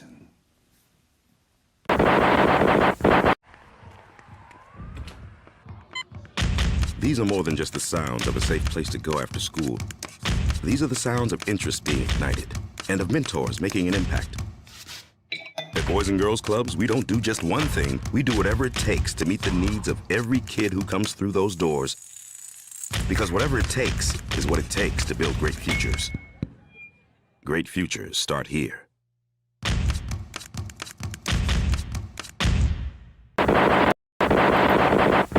Professional wrestling is one of the toughest sports going today. If you ever dreamed of being a professional wrestler, then former WWE superstar and World Tag Team Champion Sir Mo of the famed tag team Men on a Mission invites you, yes, you, to join his Bumps and Bruises Academy. Now in 2 locations in Carrollton, Texas and Sherwood, Arkansas. Allow Sir Mo and his head coach, Dante Smiley, and other coaches to get you on the road to an exciting and rewarding career.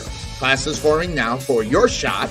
Contact Sir Mo at 704-819-7312 or fill out an information questionnaire now. Don't wait, make your dreams come true today by joining the Bumps and Bruises Pro Wrestling Academy.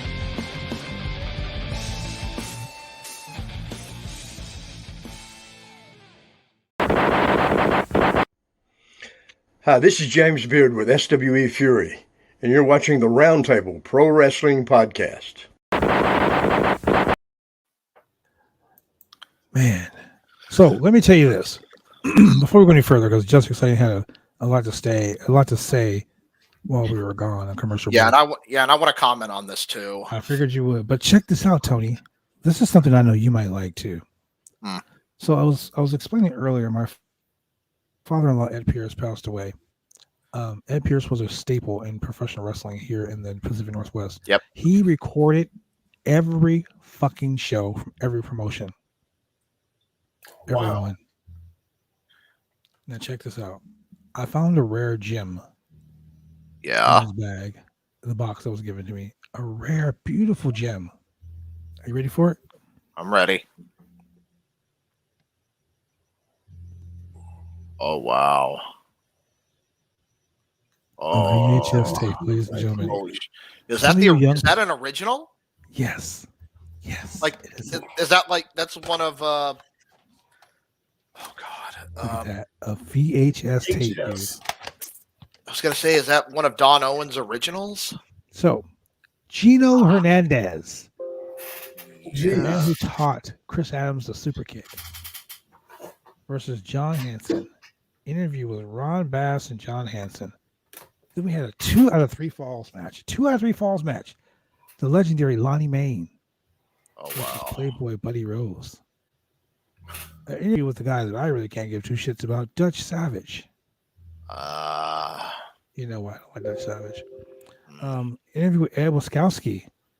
Colonel De Beers. And Dutch Savage. Colonel De Beers. Interviews with Buddy Rose. Buddy Rose versus Coco. The Wild Samoan.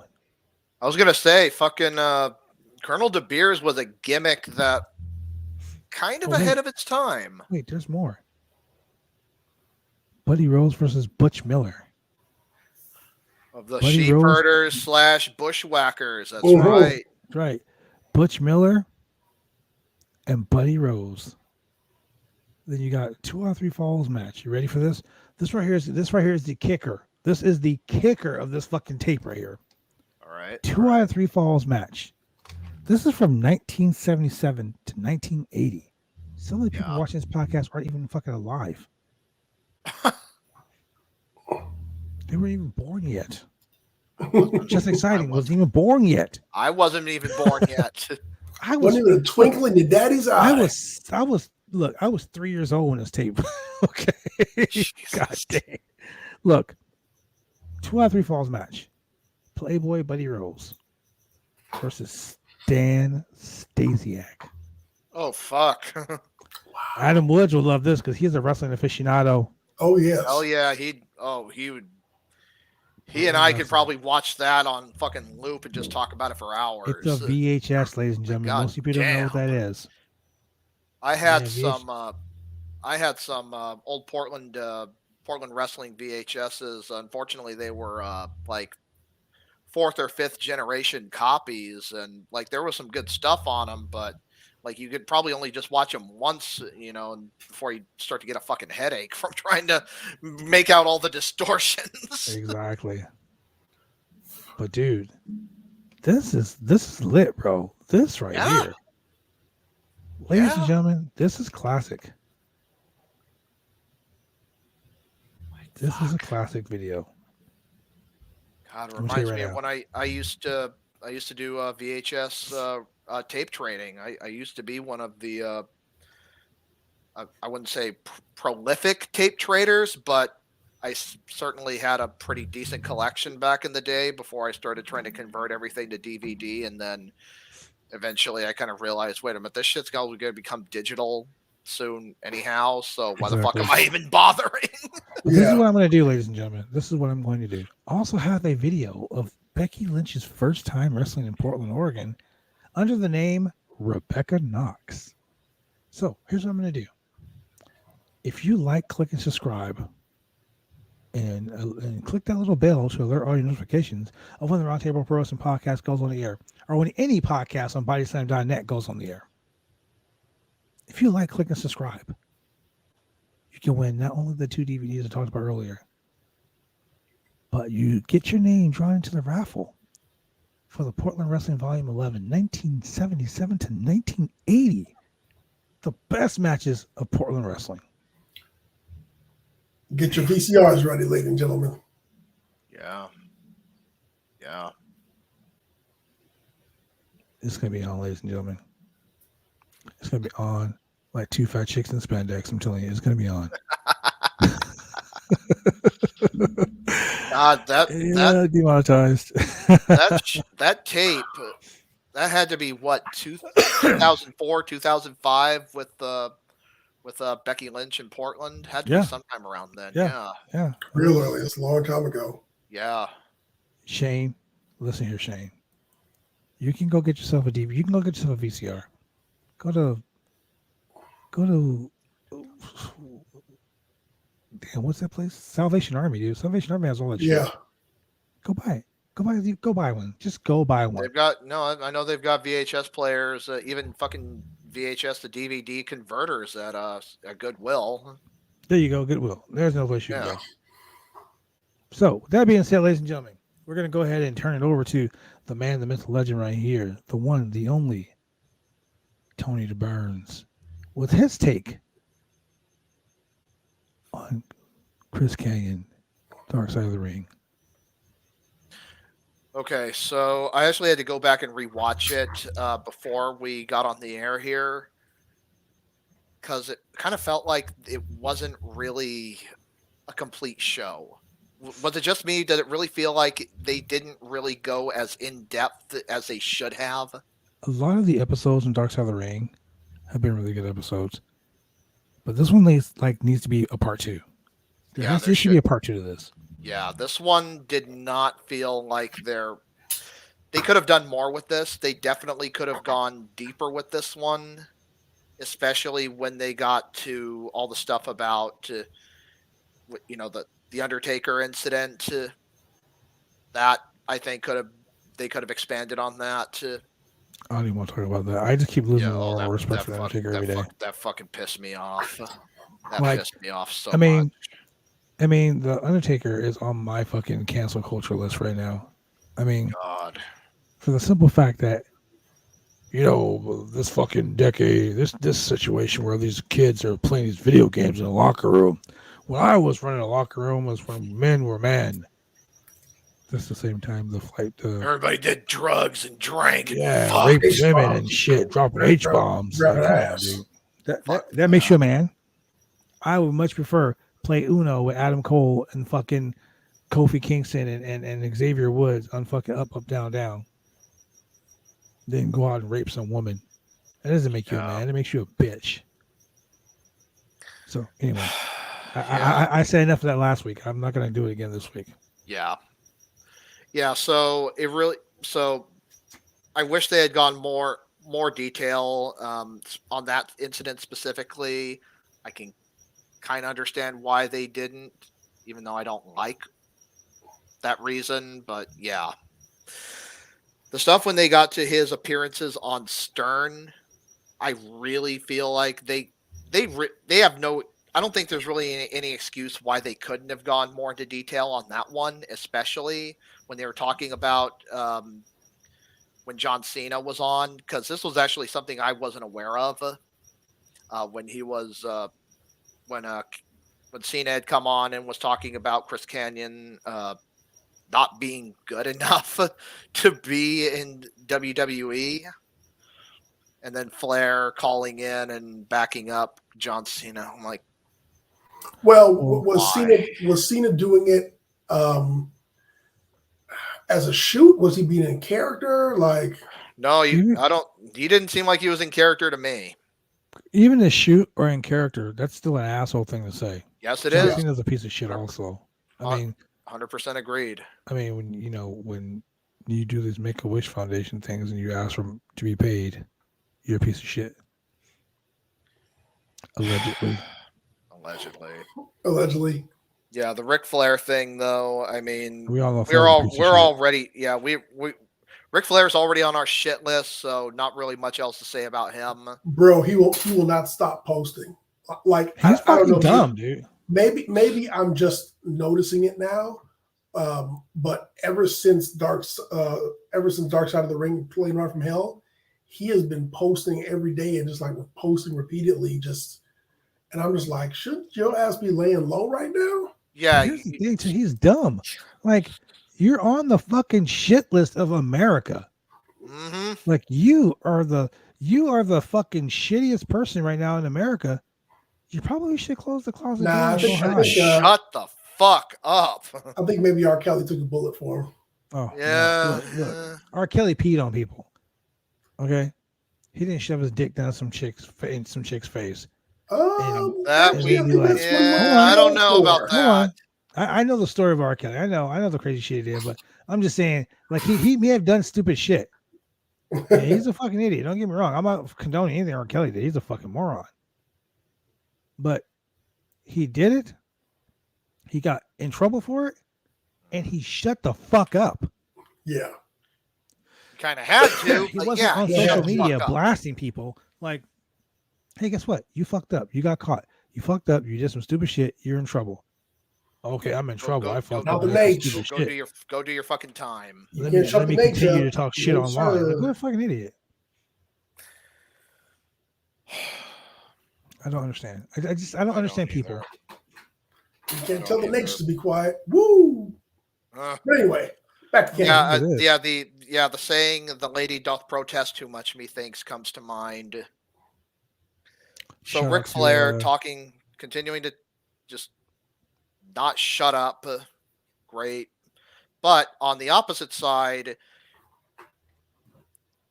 it was really cool to, even with some of the stories that Diamond Dallas Page and James Mitchell, Sinister Minister, even with as dark as some of those stories got, even they were able to acknowledge that depression, it makes you do and say things that, you're not yourself. And it's not an excuse, for fucking trying to choke somebody out.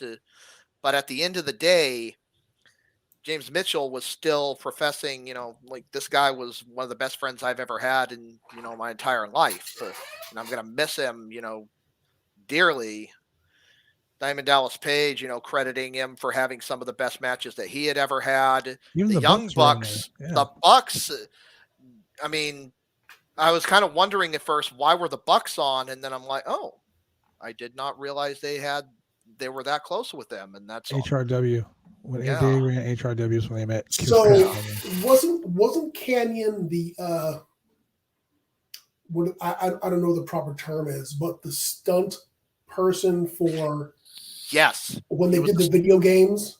Yeah, he was one of the motion capture. The motion capture. They didn't really touch on that very much. They did touch on the stuff on for Ready to Rumble. Yeah, and they basically credited him with putting everything together for that movie. Yeah, so that was cool. That was really cool to get some stories about that. I felt we could have gotten a little bit more about that, some more about him being the motion capture model, I guess is the right term for the video games. Man, as much as I enjoyed kind of the retrospective, his early career, coming up, the Men at Work thing, which, was cheesy as hell, but got to start somewhere. And knowing that he's working as Mortis. Working as Mortis was cool. That was so cool. Yeah.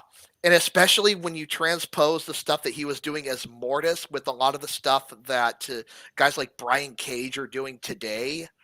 And like, it started to click, like, holy fuck.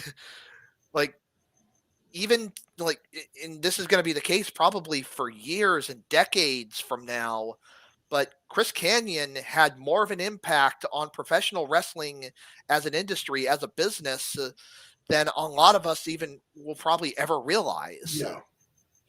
And nobody should ever forget that. Nobody should ever forget what he gave to this business. Who better than Kanyon?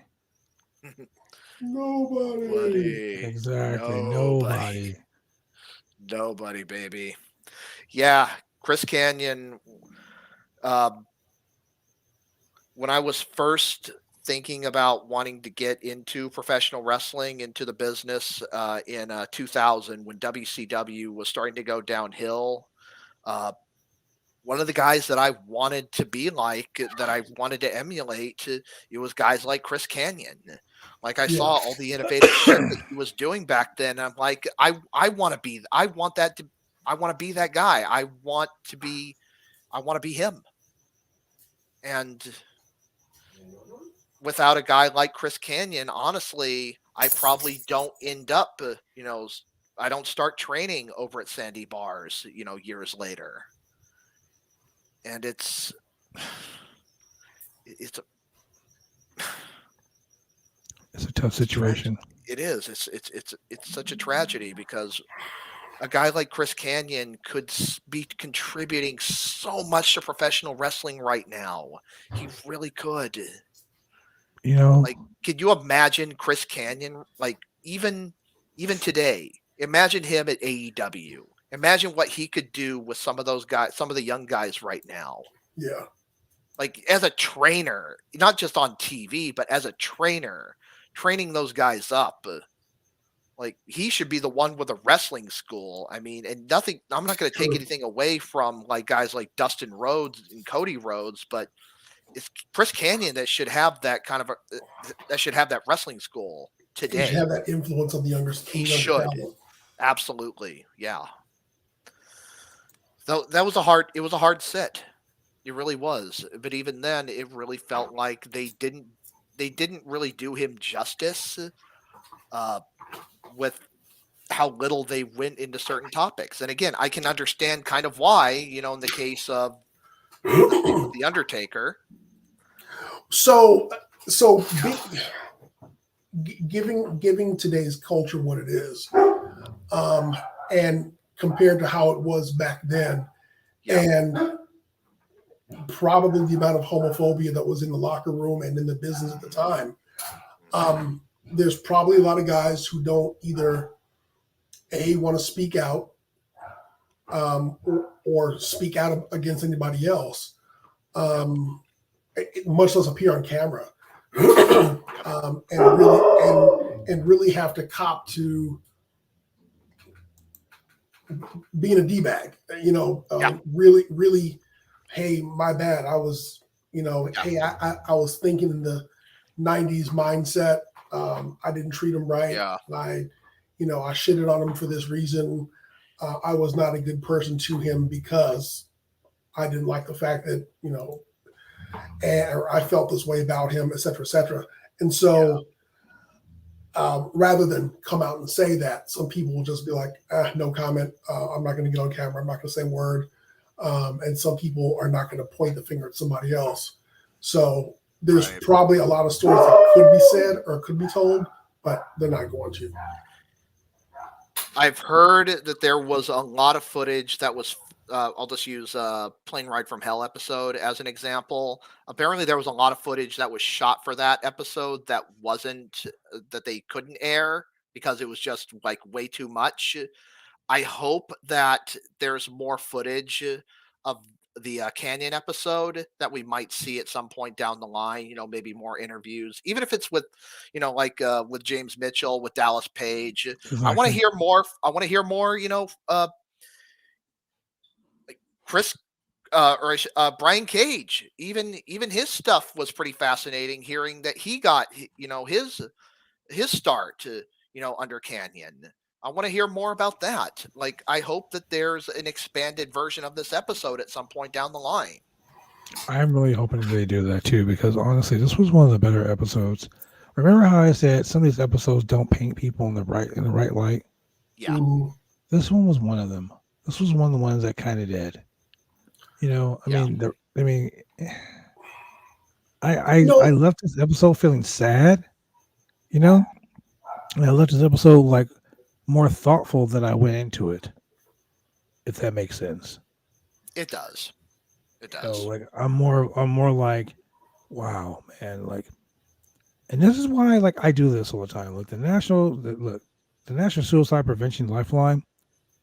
Ladies and gentlemen, if you're feeling sad, lonely, depressed,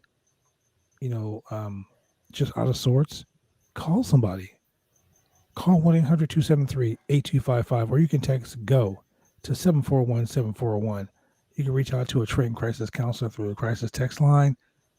Look, all of us, everyone has a little anxiety. Everyone deals with it. I deal with it all the time.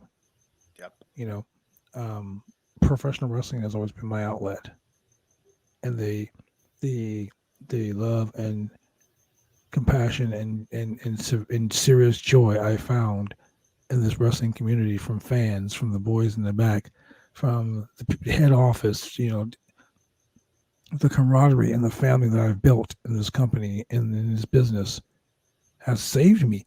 I credit wrestling for the birth of my daughter. If I would have never got off that plane coming from Japan and jumped in a plane and flew to Portland, Oregon, I would have never met my ex-wife. I would have never had a child. Those are things that I treasure. And it's because of something that kept me on the right mental train, so to speak. Tony, you've dealt with issues like that. I'm pretty sure Julian has dealt with issues like that too. And life is hard. Life is a fucking roller coaster, ladies and gentlemen. It is. There's a saying that my grandmother used to always tell me: if it ain't hard, it ain't worth having. Correct. So, life's gonna fucking suck. Life's not all sunshine, unicorns, and rainbows. It's not always a hot cup of coffee in the morning. How many times you get knocked down, it's how many times you get back up. Exactly. That's what defines you as a person. Correct. Not what knocked you down, but how you get back up. So if you need to talk to someone, anyone, contact the National Suicide Prevention Lifeline. I was talking about the box that I got. In that box was a whole bunch of wrestling videos. I opened it up, and the first video I saw was one of the Jimmy Freeman Memorial show. Jimmy Freeman was a wrestler here in Portland, Oregon. Very nice guy. Would literally give you the shirt off his back. The last dollar in his wallet. We lost Jimmy to suicide later on that year. And I contacted his mom the day before yesterday when I opened the box. And I said, hey, I have this video here of Jimmy. I don't know if you want it or not. And after I got the phone there, I teared up a lot because I sat back and thought about it. I would sure hate for someone to find something in a box, in a gym bag, or an old DVD or something of me, hand it to my 13-year-old daughter. And that's the only way she can remember me. So this whole episode with Chris Kanyon, like it hit home, it was really, like I said, it was really sad. And I just found myself like feeling more like now when someone's talking, shut the fuck up and listen. Yeah. Sometimes that's all people need. Yep. I agree. So, looking again at the schedule for Dark Side of the Ring, tomorrow's episode is going to be a bit different, but there's still quite a bit of tragedy involved. It's called Dark Side of the Ring for a reason. Yep. Exactly. In this case, though, it's while it's not self-inflicted, the tragedy still is going to hit home quite a bit. It's going to be on Onita's FMW. Oh my God, yeah. So we hear this, and so we're thinking it's going to be another episode on hardcore wrestling. I'm sure there's going to be an element of that, but I've seen a video clip, and they're going to be talking about one of the owners of FMW in its later days. And if you know the story, I can't remember the first name, but Arai was his last name. If you know his story, it's honestly, it's one of the sadder. It's another sad story as far as professional wrestling goes. But his was one that very, very easily could have been avoided and should have been avoided. you guys will see what I'm talking about when the episode airs tomorrow night. Okay. They're probably going to go a lot into. They specifically call it Onita's FMW. Not sure why, because they're getting into stuff that happened after it was no longer his FMW. So I'm kind of wondering what's going to be. What's the spin going to be on it? Exactly. Yeah. I'm sure the Hayabusa incident will definitely be discussed. They'll probably talk with guys that were, mainstay. I wonder if they're going to talk to Mick Foley, for example. He definitely spent some time there in what was it, 96 and 97, kind of in between. He made some trips there while he was still with WWE, as a matter of fact. So that should be pretty interesting to hear about. There's a lot of guys that were with FMW at during that late 90s, early 2000s period. Unfortunately, that are no longer with us. Mike Awesome being one of them. Yeah. Oh, wow. I'm sure there will be some discussion about him and his rise to stardom, because Mike Awesome was one of those guys. You take a look at him at first glance, and it's like, okay, he's a big guy, looks strong as a bull. But that fucking hair, that mullet mania, baby, that mullet, and I'm mullet. Like I want to take this guy seriously. He looks like he could probably kill me, but that mullet, dude. It was the 90s, bro. It was the 90s. Mullets were coming back, Hey, you can't hate on the fat chick thriller like that. No hate whatsoever. No hate. That mullet was mullet mania, baby. Hey, Mike Awesome was fantastic. The way he power bombed Shaggy 2 Dope off that fucking Partridge Family bus.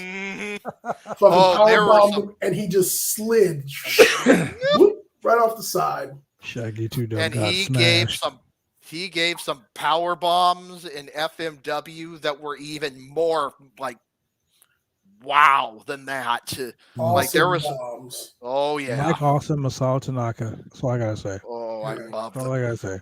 With that being said, ladies and gentlemen, we don't want any more sadness here. Let's talk about something positive and upbeat. And that positive and upbeat is simply this, ladies and gentlemen. Live, the return. BCW Worldwide returns to the whole scene. That's right, ladies and gentlemen. October 23rd, 1001 Southeast Morrison Street. They're in Portland, Oregon. For advanced tickets, you can call Patty Dietz at 503-757-3132. You can email bcwbooker@gmail.com, because, ladies and gentlemen, I'm telling you, those tickets are going to fly off the table. Yep. You can get it for $12 in advance, $15 at the door. And that's going to be, and again, we have to reiterate this. This is a Saturday afternoon show. The show starts at, day drinking. 5 p.m. start. First bell will be around 5:05 p.m. It's going to be, is this the first time the BCW is run at one of these late afternoon shows? I think it is.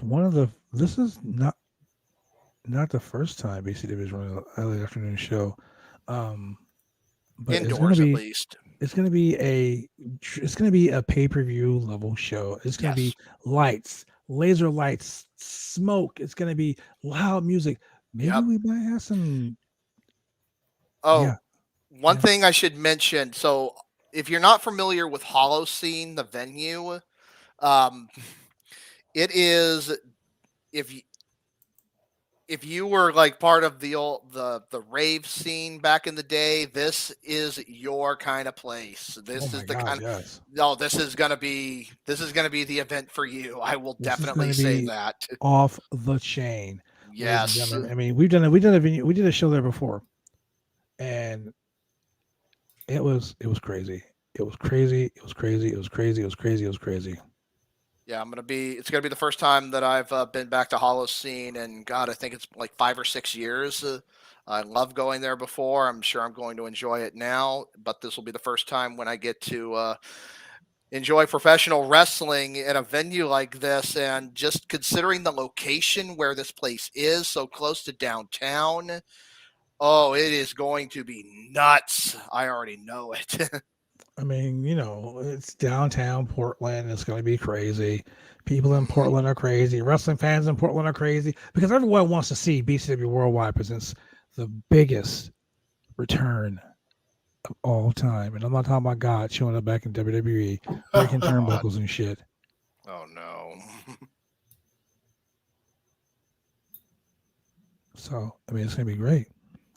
You can see BCW Worldwide Championships on the line. You can see the OIW North American title on the line. You can see a drunk ass hillbilly get beat up once again. You're gonna see the 3 stages of hell match. You're gonna see just all out weird, crazy. Not the fucking voice of the Northwest, Matt Liskey, will be in the house. This is gonna be a hell of a show. I mean, Blue Girls are gonna be in the house. You never know. Yep. Yep. Just for the fact that this is going to be the incredibly rare 21 and over event. Yeah. We almost never do these. Almost never do these. Yeah. We're going to do this 21 over thing, and I'm going to tell you why, ladies and gentlemen. Because of you, the fans. We're doing it because of you, the fans. Because we want you guys to have the experience of a lifetime. We want you guys to understand that BCW is here for you. We're here. We're look.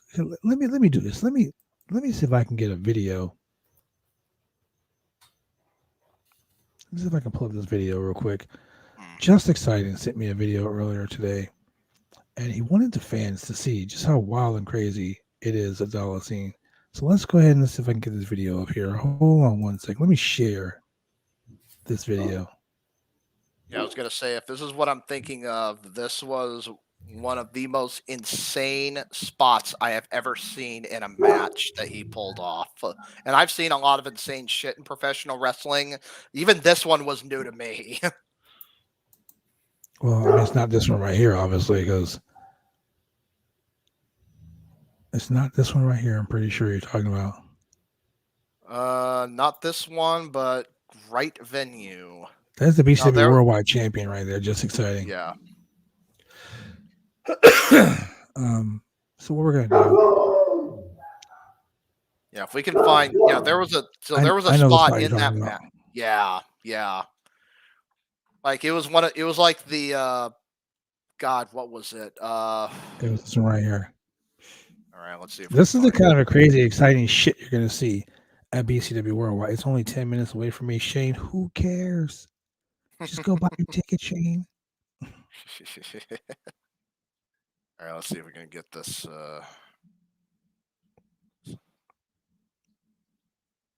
Let's see if it actually pulls up. Can't wait to chant Nickelback again. That's right, Paul Preston. See if we can get him. See if we can get him there on the show. Paul Preston and Just Exciting have had feuds over this championship for God knows how long. Yeah. And this is the spot you're talking about. I know this is the one you're talking about because I watched it. I'm like, this fool. See, this is my tag team partner, ladies and gentlemen. This is the psycho known as Just Exciting. Yep.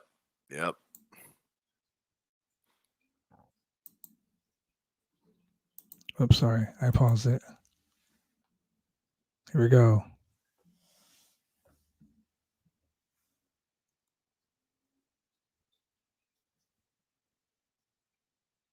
That's not it, but here we go. And all of see how dark it is. There's a bunch of fans. Then there's like a rafter. There's like a bar right above there, behind them, with more people. Yep. And Just X doing what Just X does. Yep. Being super suicida, diving into the crowd. I think the spot I'm thinking about actually happened right after this. I'm pretty sure it did. Yeah.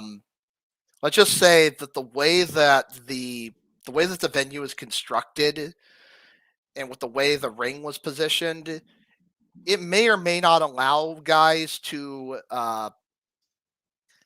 maybe climb up in certain areas of the building and get themselves a running start off of certain certain pieces of the building to fly into the ring. We'll just put it that way.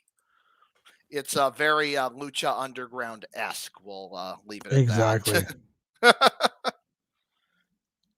Well, ladies and gentlemen, like I said, it's going to be lit. This show's going to be awesome. And if you can't watch it live, if you can't be there in the building, dude, pay-per-view. Pay-per-view.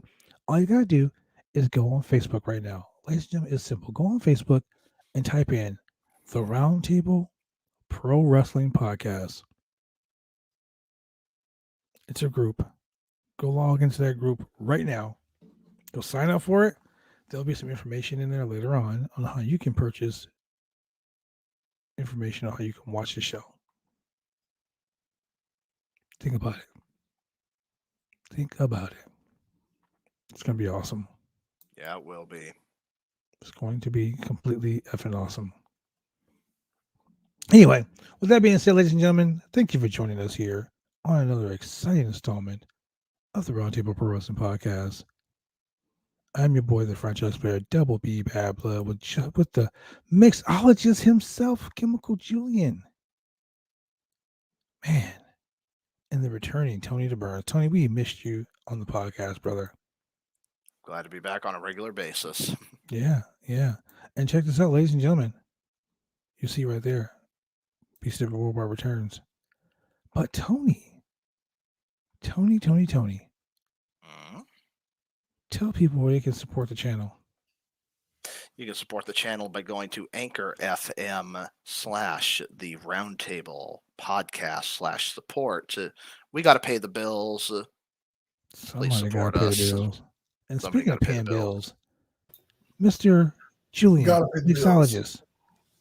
Right there. Oh, man. What? You want people to watch you on TV? Oh, man. On TV? Well, on TV in the Portland, Oregon area, you can watch us on Xfinity and on CenturyLink TV. On Wednesdays at 9:30 p.m. on Channel 11, Xfinity TV and CenturyLink TV.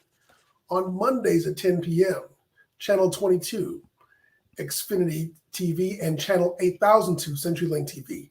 And on Tuesdays, 9:30 p.m., Channel 23, Xfinity TV and Channel 8003, CenturyLink TV.